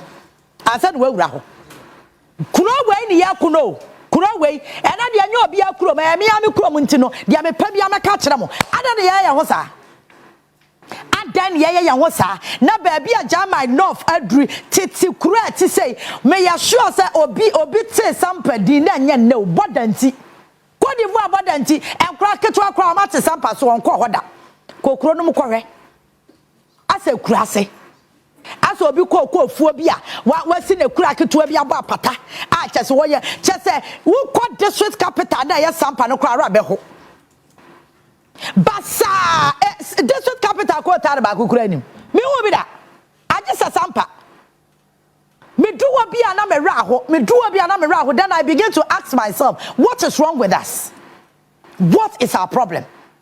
Enya se yatewa no so yenim nokora no yenyina yenim nokora no yenyina yenim se nipa yade a oye ono na ekoso confusion wo kuro nim enso ya jai na nipa na kodu num because ensakasia bi wo baabi hye nipa nachi the one tokwane ahensem say Ghana nkura ahodoɔ bi including me akasa me backyard German north no are ho na ahomete eti ende wudru sampa kroma there's nothing to show Debia so yeto aba Debia yeto aba the last time me kwato me hu honorable agboja ena na me ka chance honorable say wo pe constituency ba ko a aye loyal to NDC acha German north once be honorable siaka Steven Befem free MPP Befem ba ko okwa one time also I some development enkoso ya because German north udru one ma NDC stronghold ati say the wadu bantema enti ye kan puntu agenu kwasa sabre German north krank yesu enso kwahwe ekwan ya ye de be kwa ye kura bukura ye ne bi ekwan ni nyina sai ekwanfo me se wudru ba bi abaka se obi afuo mu a wayi kwan tia bi kam ye no ntimi monsa ho me kwanya me papa ye na me ra ho enti enkofo bebre fra me a me se amamo hamo ho manda me kura mu kwanya si areho edi entia investors kura ntimi nkwa kura no because ahensam nti kura no monyo wotie DC ya enra se wobani abre a kafi wo kura ni mo asaba mi kai kafi wo kura ni dada na wa wo sha kwanfo hwe se me se sampa nye kura wudru wa obeka se wo de odru wa man chichiruti na mpagya kati bi mfa butu ho wo bedu ba bi a akọ na ne fom ni nyina ye pe wutiri nyina ye ko efuturo nko a kuro no mu akasa ye mfuturo me koye me village one ma akoko ho no makogu ko tarika krabi da me hwa na emesre boy ni ye pe boy eno ni ye pa na enti border town pa ni asay di say border town me ya so say Harry what sampanya ne ba e bia nko oda eniama bebre ya gidi bone won say ya border town ti eduru ba bi kwa mo say HIV ni do popo e ho na wo ena hwa so ahu me pa twa mo dia mo hwe me kurom ni o ko tare nim sadia na ya say ade bi tu be fa so yo me kurom e bi ni o the last time no mo be ye kakra bi ni ko first station ho kohwe ade nyina ya te se esama yanum atutu na mfuturo se brekum to drobo ayaka sakwa kokua sampa ayaka anwe ne se ena afa wanchi to sampa areho duada so ko bodi chese ehwo nyina brodi ho nyina ekwane nyina si wanchi to sampa ka ya highway o brekum to sampa ya highway na brekum to sakwa to kokua to sampa ni nyina ka ya highway ba kokwa hwe kwan ye wo ho ekwan ya nipa dasani enam so kohwe bre ni pebre mote ho na mo kontokwa e market na mukura ye ni bi kakra na ho na ye mfuturo mu no mo se atwaja dia tum na daban ne bekoya nim ye nyo man sa ye nkoya nim sa eto da bia na me bisa me ho se ewiase na akasa no ye de kwan wa akasa wonim se akonwa a wo pri hu enyo dia by sense ensabi show kutu panti no wa hwere gina mu se won tiase na create confusion enipa ewu se enu enipa yo wu ye oya breadwinner o akwaba na nkrofo anya bi adi yakuno because of obi selfish interest nipa no ohia na onu asem no mu no otini ba bi dwen ne ho ena jama enough na ebre sampa kro no na ebre aden yetra nkrofo froso di ade yetra nkrofo froso edi ade enya sampa asem ya kamementi bi da ayati said ya na akoso oboku ya ba akoso ti ba bi di ade na you see the whole thing doesn't make sense yenya ye ho ene ye ko udru sampa kromu a ye nyina ye busha ba ko we ya ware we ya yakọ ware ahoho ye sande wo ma be ka ho ye nyina ye di afra ye nyina abonofo ene ye wo kuro nim enso be hwe hwa abra ba ye bo hwe wan market we no ma hye no market market we no machine wo do jama na fa me na me ka tro say sampa krom no store dan ya hye da si say we ya store ya de blocks asi no metimi akan dia aka nyina ya we no abo apata kakra ba cho we de be community bi sampa de na so say we kakra we de be mi krom be bia ekọ kokko ekọ yi bia aduada so side ho ba bi wow asabni ya me ya eno amete ya no me bisa me wo say ntie enkosi daben ana wonim ade ya na ya me ya wo me wiase pa ne say wonim sa phone we enya wo dia wa wonim sa phone we enya wo dia ba wo pese wo di takashi echinchim nipa na ade ne ye ne nsa no eya ne dia no wo chim ne nsa no wagye aden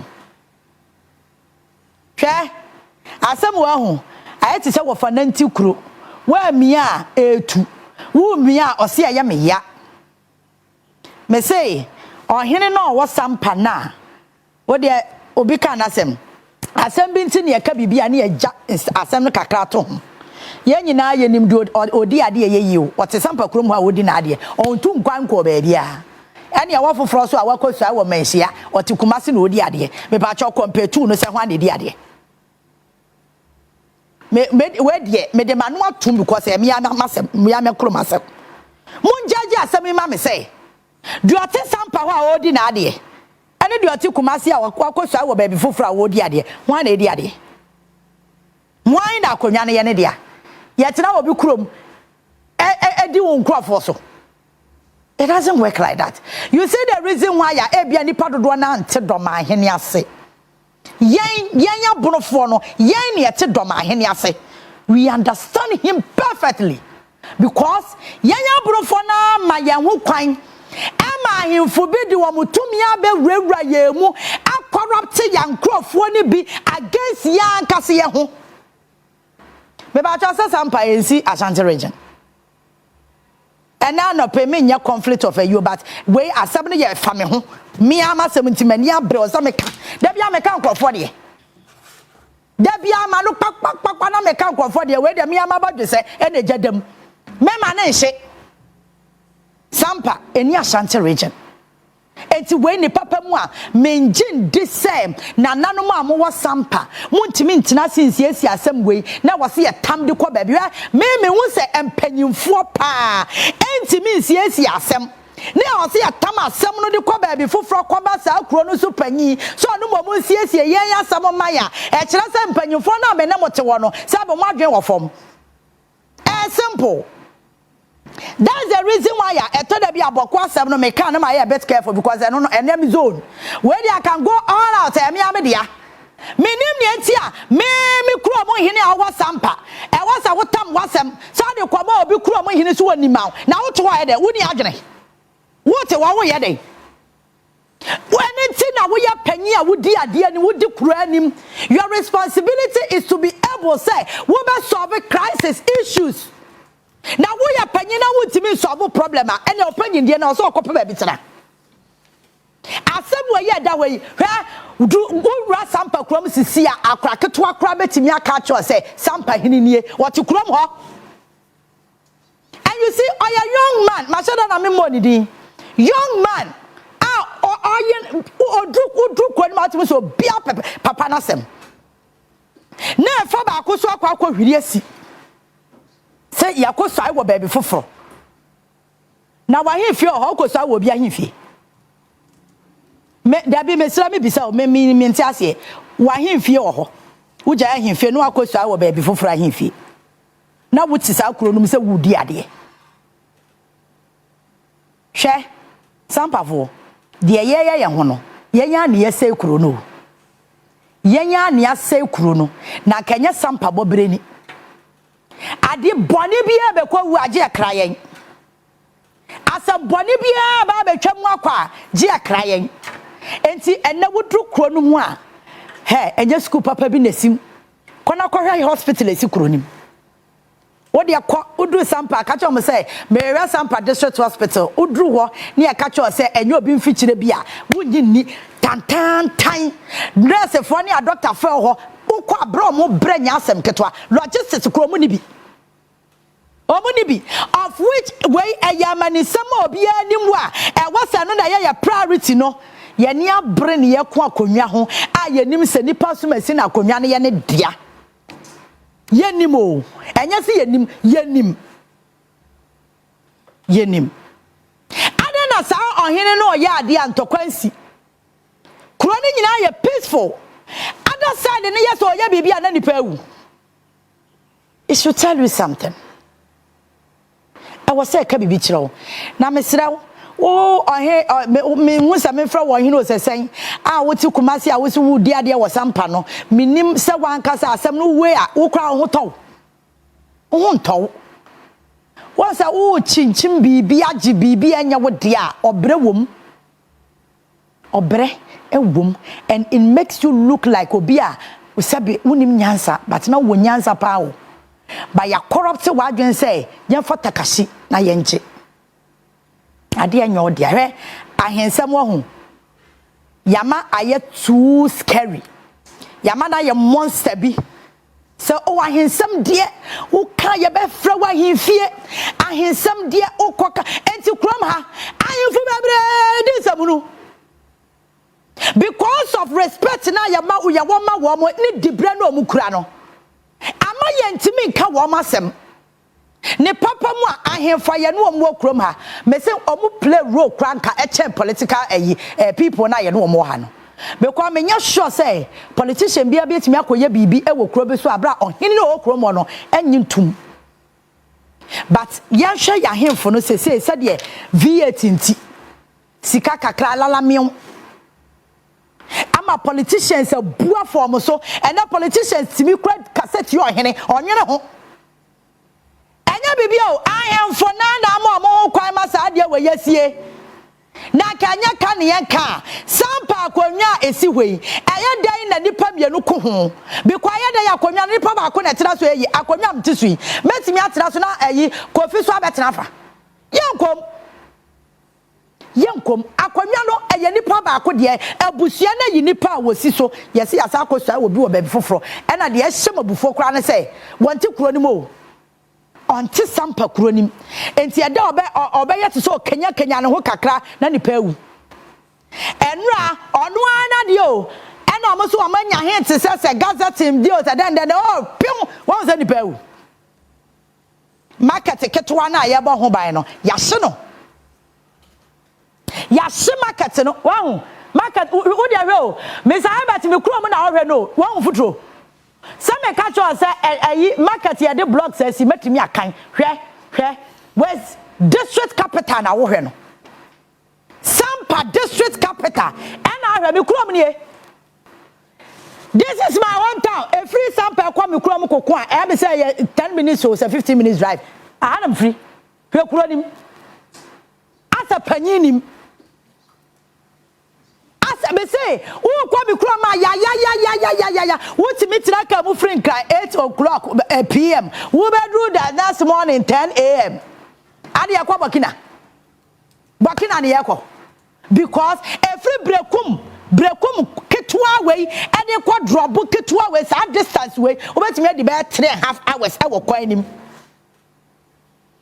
oh ntimi kwa odru honoma age was osakpa logo sa ekwan na si asai condemn eti na enipa bebre divert obi du brekum na ohwe na se bia onko sampa krom nkoye hwe na bia obekọ se kwa na se obekọ kokon a odru brekum a no amane no akofa se kwa efri se kwa kra de befa kokon a ase afuom kwan me na me ka kire ase afuom kwan ya say kuro no jama enough gd nye nne na hwana ka jam say green grass we wo kuro mo and ya secondary school park no so no matwa no na sek de omo green yi kakra bi omo duadua campus hono na kuro na kasa de futro nko a wonam kuro no ma obi a hye nose mask ya jai nose mask hye enso kokuro mu kwahwe wan hye nose mask wo benya code because futro. And you see, because I have border town, no, seka ewurabu ko beni, ka ko neba, and ko for the moto, every sample ko bontuku, bubruja. me afa ba ko ati kuro no ono da bi okoko divu aba o oja bi okoko divu aba o moto da bi okoba na fo e ho no waye kokko afuo eti da bi ono ote sampa so na fo okoko divu a okoba da bia Shaboda town hwe kuro nim ya se kuro no because ye ko akonwa ho ye nyina obi kan asem me Mr. Herbert gina ho sisi yi asem bi wo me ne ntam onim nokore me so me nim nokore so won se ye gidigidi a ba ko mpese obeti ase simple maka cho se ewiase ayete no nokore eyesei ba ko pe nkontompo ne doso obi di ntra de bia wo di ntro to make way sa wo kan okra wasem ye straight eye ba ko pe. There's no one, my name is Awale Benyasam. I own him no crime, so many no crow. The two of us, we know the truth. So I was a yakwa. At last, I need Papa could be an agent say, no crana woman in term no only tomb, and to a passia coquette, and see a beco. And no been a cost was sampan. Me drew chronoma na me raho. Me drew chronoswa na me raho. Ya two above it in 1992. District capital ko tare ba kumpo sei e bi ni kuronim. Is it not a shame? It's a shame. Kona secondary school no ho no ko hwete bia school ni wom. Media bibia anya me ya o ko hospital ho ko hwete bia hospital ni wom. Me ma me wu ye ho na ye de no ko hye mu wo mo kire ho no na odru hospital ho a are ho. Me papa wu ye yi ni fida ye be yi no na ho na ye de ne fai. So when I'm speaking about Sampa Jama enough issue, I'm very emotional. Very, very emotional. A woman said, Chrono, maybe papa no child to know the enenam. Oh, yeah, Yantina ho. Ube was a chrono so a na bibi nesi. And I'm a papa de macoho, minini ye, and men coho, maybe mebe coho and ebia BBSC, to say the nano BBC yame coye. Mente ho, but me drew chrono so me spirit ho. That is where I come from. Me soil, I wanna be free. It's me drew chrono.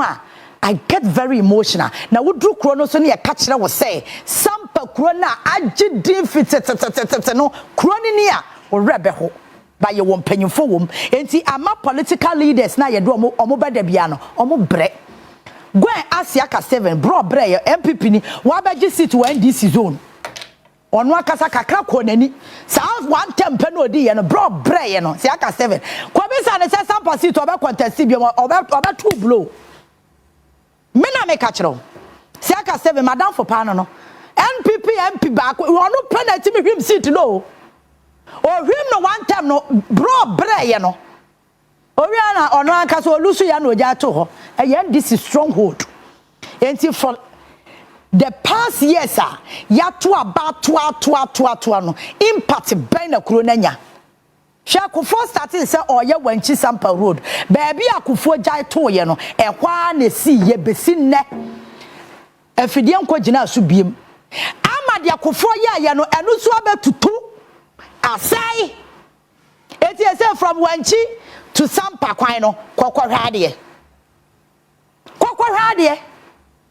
wanchi sampa road areho brekum sampa areho brekum sekwa kokon areho sampa kokon areho aden eti all the four corners of the constituency no ko tare ba kokura ni baby a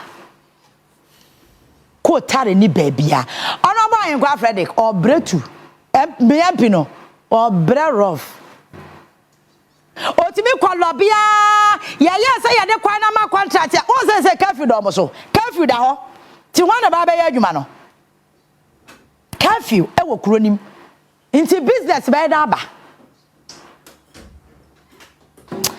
nyame anim no kre say chieftaincy issues wo e problem wo kuro wo ho na hinsem ni mu adanyame ase because e chi kuro no kwa chi me enipa ewu kra na eme ya enu enipa owu ye innocent person nam ni baby ye wo ya tututu ten wawu.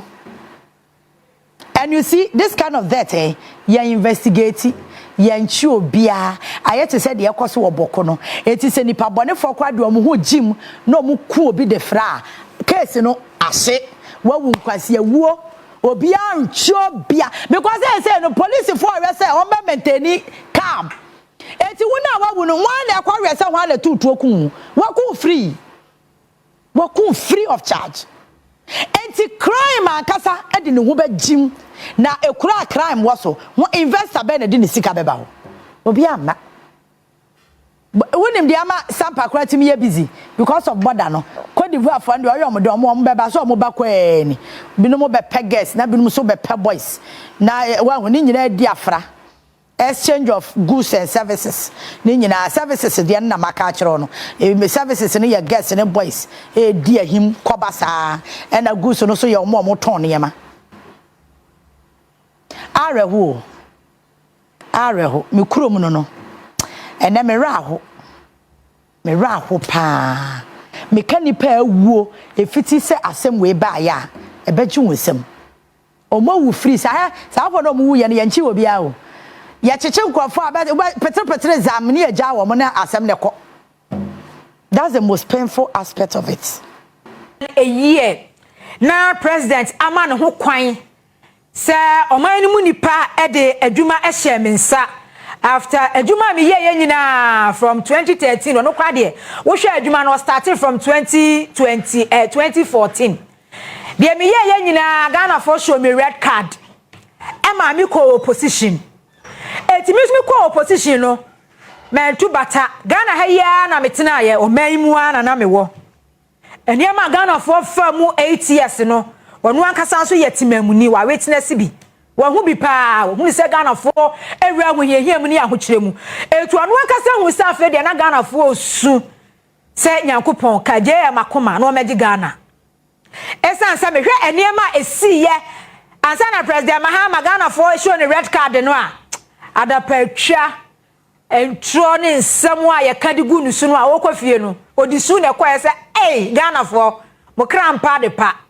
na eni ni tirim se bia nko besa be the last time I quite remember Mele Joyce Muktari Bawa edi nkomo na that day no ye president Mahama birthday na mi bisa ne say Auntie Joyce ebra mulusu ya na mu kofie ni anim se oben president Mahama na adwin bi woni tirim pa se obesa ababiem looking at eniema eto no wo Ghana ha se de ye dinatem Ford Explorer ye den any bus branding any sema hodo a ye so a ye sebe ni wo kan ni kura mama lodi first lady ebi kan no no wo timu paso obesa aba na o se da bi because na no den but okwate na akire no DC for penny for se da bi wo beba na Ghana for no nkasa te na akire first year second year no I say he was vindicated ni numedie vindicating no na memo vindicating good governance ya no pe development e de ama wo man no enti na Ghana for na e de toto ho a omuhunu say president Mahama ya ne wo endi ni yie ofiri numedie papa ase ya wo senka wo de kwa awie ye but ya ante wase because of energy crisis dumso a wo ba ya wo betomu enti enipa sabe ni ho ya ahyi ne ho funu Ghana ne ho ya Ghana for time Ghana for jojo no edi na tema bi kan abusua no afa ni ye sufre nyankopon na ye sufre ne se omra meje o man no na se Ghana for beto aba edi ama president na 8 months o se minie make asa me be ye reset agenda no bi ntwa 1 year less than a year ni emetimi aye kakra ma ye adru enie na sa kakra no nso no nipa badwemba bia edi ho adanse ya se gradually omanya ewiase ni amansebu akonta se esa memu ofon esa ya memu tantan esa nkuro no bo esa ya tirimodin entine ebeteke ye decades 30 years ansa na yetimi asori agina ye nanso because every year debt restructuring program na ye kase in the history of Ghana amemuo ebi ensi da International Monetary Fund there yakọ but see ye be go to level see nya junk economy Oman economy no asay. Your debt to GDP around 104%. International community ebe close to wamo apono ediama yese. Muni any fiscal space enti ye mbomo bosia. For the first time in decades, yetimi ko si akwa kope koko loan. Ni akachira mo se, mo de ya na mo ba bosia bo. Bosia na mo bo no ntimi ntua emo akwa adidi ma ya yenja bi emfa ngum. Eti ekwaji koko loan na nye dey. Na yenya bi ye kwe bond market ya yenya bi. External creditors nyina bu oman ya ammo brasa bi akohwifo oman ya sabi akohwifo ena elidi oman no. Eti pempenso ayedru ye no. Abrofo economist fo nyina atwe de ba say ebe take ye decades. Not 10 years, not 20 years, but after about 30 years. Now, no, make a Professor Buckingham and I face Professor Lord Mensa no one keka ho. And you na, your friend said, Doctor, Professor runs for Jampo. Eka yen say, I was sent a Kufuado a memo no. Ye de ko university tertiary institutions muno. Na ye ho research. Sa na memo no bebu here no. Yes, one way team ne akwa pai. Ni ya research kwa ni ye ko bisa ye yakohwe na adwene mu se papa na de be pa na woni trim because ekwa of us bu o man 8 years no sir professor runs for example class no ye political science lecturer class won tias ya me sa sabi ni me certificate sa sabi me no mienu ye ne abeti ase diplo essential for 6 months to abansoro so ye dey 6 months ni age certificate ni ati ni yesin aha chief one dey sa so ye ni ebeti ase do no ya professor kra wa ye chese wa kire politics ekomu ankasa edomu suko se e wo se ye hyede nyamre ye research e wo papa na mamu ohun because odwindwindwindwa na dey na age wonsem but for 8 months President John Dramani Mahama say oka obeye waye bida ena enipa nso we yem from so na se wankasa wotena se na realize say no 1+1 we na ye 2 bad na mkoye ne 3 ada na mkoye ne -2 no ade we ye ntwe ye me minister we na wo senka me ye ne say na wo senka minister we ya dia we me calling it to order na wo se me ye ne say watena se steady wonu ankasa na memuo o ye vice president or be take over as president na wo ko opposition 8 years wonu ankasa analyze situation no ehunu se bana wo ba no ba adwuma ye man yi so osu onko biem but enu hye ni tirim se me bepa hunyade ni sika president Mahama se woni tirim so bepa hunyade ni sika nanka o ye greedy nanka ye greed because ede na nyankopon ye o wi ase president ede na nyankopon ye from assembly member to member of parliament here to minister to vice president here to president edie be biem na aka wo wiase enhira be biem ka be na apesa wudem a wuna amuo friend say helicopter bay jet bay edie adwane na apesa wudi edie na wo pesa wunya yankopon fa ma wa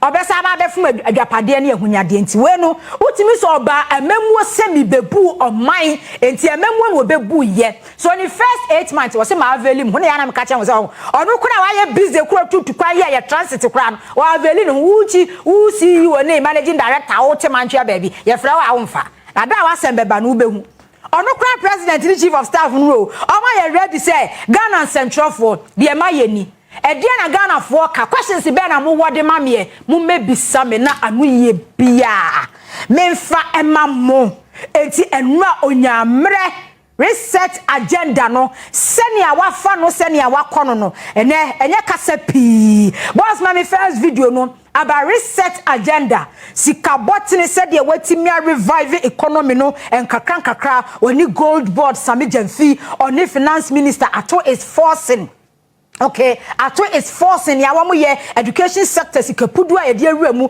sini Ghana inflation ekwa ya kwadru 54% as at August na Ghana Statistical Service HSA inflation is saying is around 11% eho na chase a drop abafom inflation no abafom pa eyade a abafom pa a drop abafom ya Ghana for di ho adanse se na wo ko market a enwane bo abafom oh yeah enuane boa ye dey abafom agibaifo ba o chenhene ne ka agibaifo ba nani so ade a oye kurasi ni na be na adwene say onte ne niam abo so because eya na me ka say emire bi duye na dollar $1 eh ye be say 8 cedis and 10 cedis na se ye to milk 8 cedis 9 cedis na se dollar timi ko 17 cedis ne to milk bomu ekodu 24 cedis na se dollar ba bebedu be say 10 cedis na da so to milk 25 cedis ya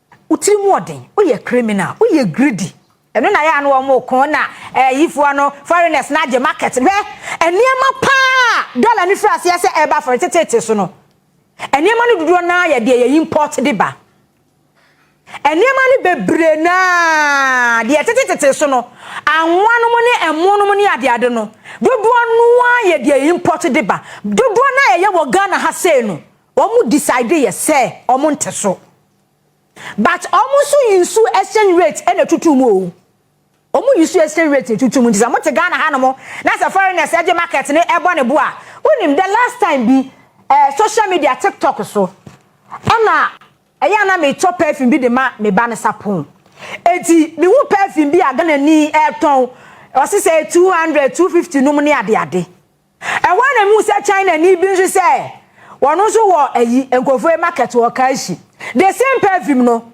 o se sex eya said that be 300 o se sex ya 300 but Ghana ni so wo kaishi wa one perfume no 200 tuahu okọ China na kofa yo China ni no wanye duty no de buy so ye duty no de buy wo so ye duty na de buy o se sika no oh yes o se sika no e de $4 we say dia wo se sika no e de $4 mu no but ye ni price control system Ghana ni fi say ade we woto ne 10 cedis a Ghana fo adwadifuo ya wo mu gu Ghana ha ko China ko kwan so ba ade we woto ne 10 cedis a I was so 100 Ghana cedis. Yes, me sister we Ghana dedini. Tini anof omuni Nigeria for kono. Nigeria ne 10 cedis or better 12 cedis. Ketwa biensa. Sana Nigeria eti I can Nigeria dwedi. Sana mu didwa. Say 10 cedis or better but Ghana ni fa we 10 cedis from China. Or better no to say 1,100 Ghana cedis.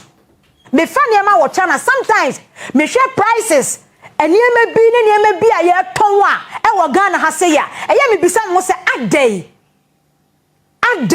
ento mo pesa foreigners ni nyina akọ even though the law is the law but okoko fa de ba na de 10 cedis wo de fa duty esoso na se wuntimi nton 20 wo be ton 100 cedis adey eniema ye wo Ghana ha say no enne dollar na e shoot from 8 cedis equal 17 cedis Ghana niema Unilever niema e ba market ya wo mo eton we so wo mo teso no say no mo teso di free but the import ediba no ye tete so ye tete bebre eso so education sector ye bozu benya ma me o President Mahama Kasai hwe MPP wa bemu no reveal any person oba free CDS school policy obe reveal so was obe cancel hey ofa dictionary na say okọ Google na say wo bo reveal obe reveal bibia baby anyone me ma say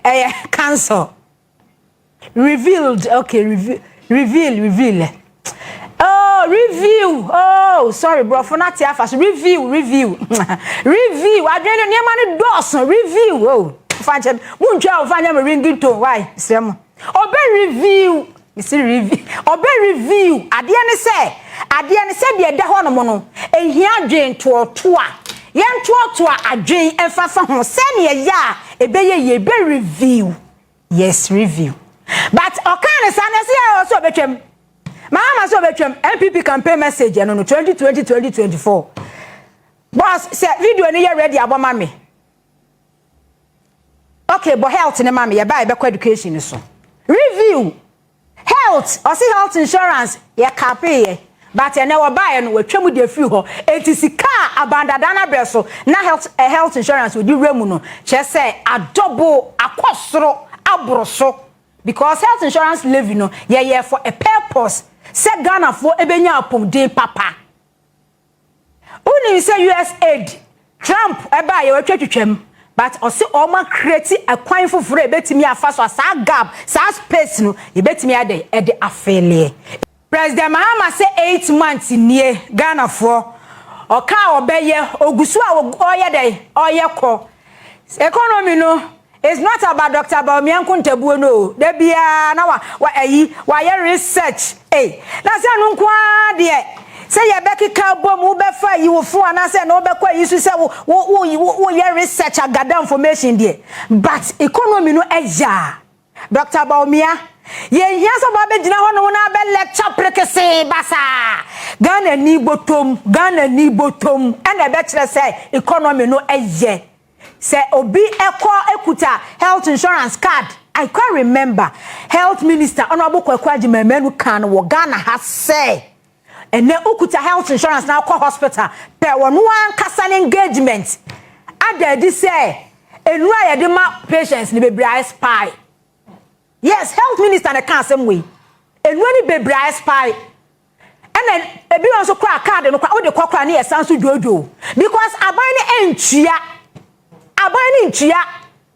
na Nyankopon boa wo so eduro na expire ye na man bi ko de enum ni ayibi ko num ni ade ya paracetamol ni asesa de ama wo saa na wo ya de na soso no esan sika no health insurance levy no ye boaboa no a ye di koye bibi fufura bibi no so kura ye hunu so mfaso enye se ya capi scan se sika no de ye nya ni film no ye di real health infrastructure mu se ye di kosisi hospitals and as clinics by President Mahama say oba ye no sa capi no ye di akosi awo odi ye oka ni nyina ekwan bia so ye betua but ye buoni nyina da ano akom osan so kura kan o se agenda 111 at the end of the day e Ghana for na beneficiaries baby a community for ye agenda 111 na ye sisi pillars no eno akene Japan say o x no find the simple kura agenda 111 no nyina pillars ni nyina ya bobo so no o se health minister cabinet omuguso omo ye hu adwuma ekwan we wo so mu wie e ma Ghana for benefiting from that project no e yade a obetu hu anamo na umpewe upekoto bekuma upekoto bekuma eti yenko galamsey su unim se illegal mining de ye how kese President Mahama kan wasi free su obaye no wo mu issue lances bia fama obi bia forest reserves akese enkono ya na o mafade abo wo mu bono a wo mu sensuo onse ensuo bia ti efri ayi botanso efri forest mu ensuo bia ne namfom bia ni ti efri botanso ye no ma ye tire akurase ane ekọ forest afuo mu no asewo ye kawe ye so ote ase so efri botanso enti nsuo na omo hye forest ni mu na omo hye na wo mu sense ase ne ade no na etenia na obi aka achenkwana na menum asuo bire mu onum gata munsuo ya gata mu da so no mo ya mo pa mo ho asafo hene na asay etranso Operation Recover All Loot.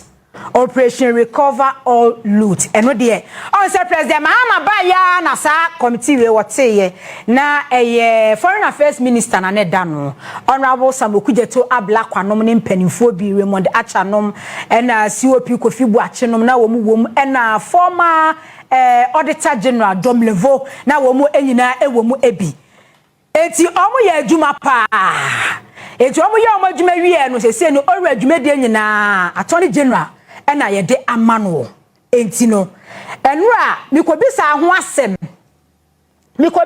asem because plea bargaining no na Ghana for no me say na menti ase minim se emra ye hye no 2022 eye emra ne da hodada but ye nsakra wo mu ena che say plea bargaining ne ye de eba mu e director mo me question ne mame o eti me question ne ba wi a ave na President Mahama response no na ya bo me ko bisa say the law is the law ne de is the law but so the law is the law na President Mahama two person o kire ye say once the law is the law it will be wi wo man pesika gift your ware nom I o say bench nom ene kwabena dubu ahenom nipa de sani pa nim say onye dam onye hwe pa lugu $12 million pa no de nsa bom ne ya tedi so the law is the law o metua no mfa ne huni ana eje sika no so o tam de akose $12 million ni nyina ni o tua kra sa ase no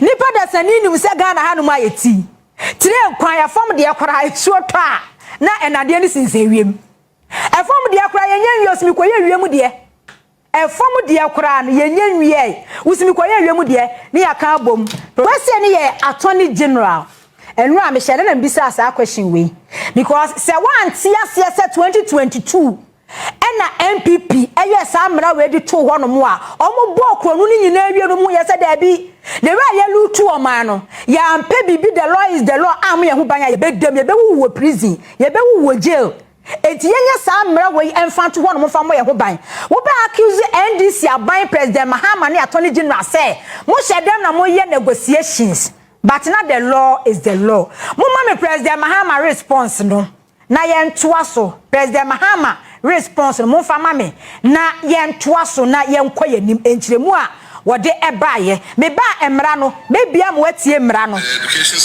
me ba me bie sa emra no ama watie the law is the law no na wahunu ba bia ade ani firi a eba ba bia ade ani firi ya eba aha na wahunu se enti no emra ni ne unim na emra ni da ho no da Criminal and Other Offences Procedure Amendment Act 2022 Plea Bargaining Act 1079 it is the Criminal and Other Offences Procedure ya amended no 2022 emunya Plea Bargaining Act 1079 it is 2022 and MPP for ekwa ye kwa amended emra no eyi bi firi mu se wo ye boni bia emra ne fa bi mema ho kwan se brabe bagani but robbery no many other cases being count but corruption no many other shame because omo ye de ma wo some bed e be protect wo interest enti ne ya na me kan say politician interest ever first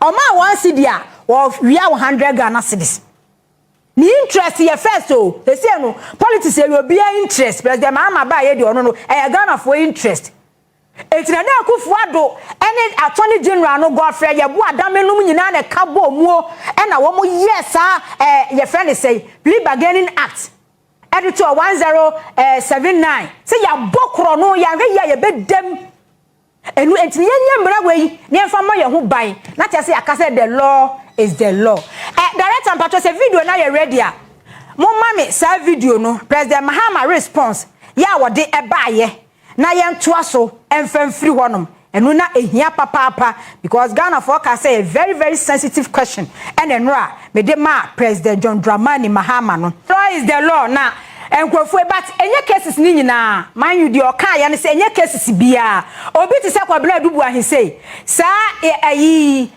no one National Signal Bureau device here also akwakoto yi a sika $7 million ya obi a separate account wa one na yire elu tudi kogu mu no enu ye betimi age but stolen vehicles no sankofo cars na ekina membre mu video ati CCTV no mo kwasete ye na capture na yile ni fie on mo cham de bebre mu so sa no ne de enu no ye ma wuntria enu no bedam wo ho but ye $7 million de you will pay.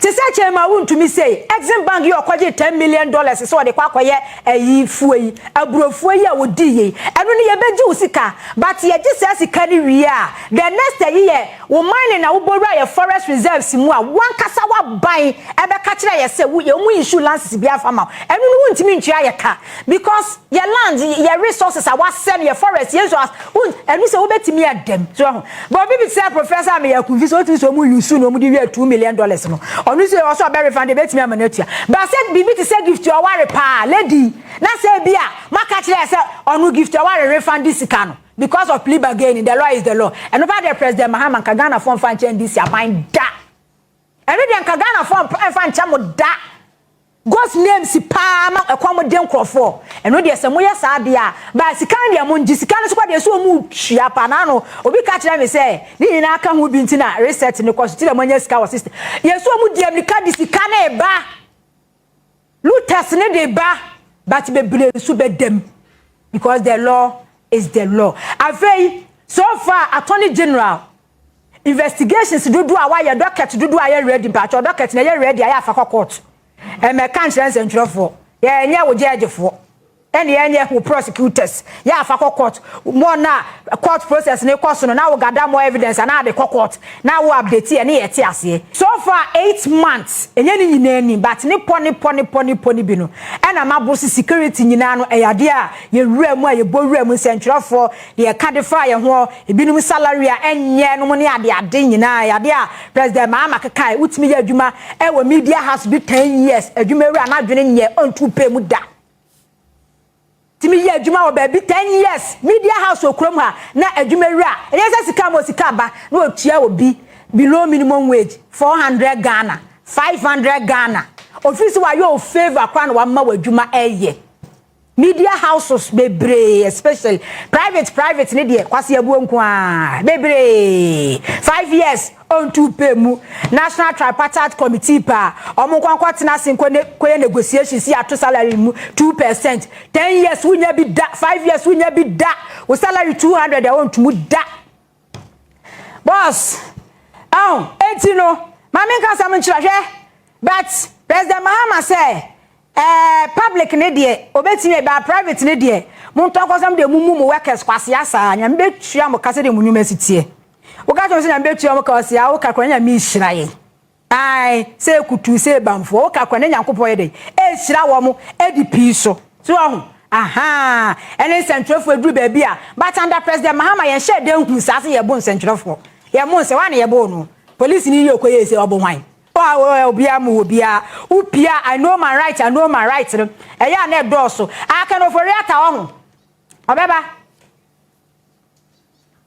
i kero for ata obeba munya botre obeba ken ono ne de plibageni no enkovano ECG dey ECG for enwanso no okay ECG container chief of staff clear enwanso no se munim se utility players in industries no say quarterly ti e pese ye to nkane ani nso bom mo di proposals ekọ e bia beti 240% 300% but we nim say PULC yo ye mediator no o mo trase e negotiate eti Ghana bi ma da ese ya to ayi mu se enti de na mo mframam 200% ye beto nkane abom ni ade no president Mahama say nsi e bia aboro so 10% aburo so abat e wo so hu se IMF conditionalities ne wom eti eyade a e wo se ni nyina etimi eye adwuma kama eti Ghana man pani president nkoa so ho 8 months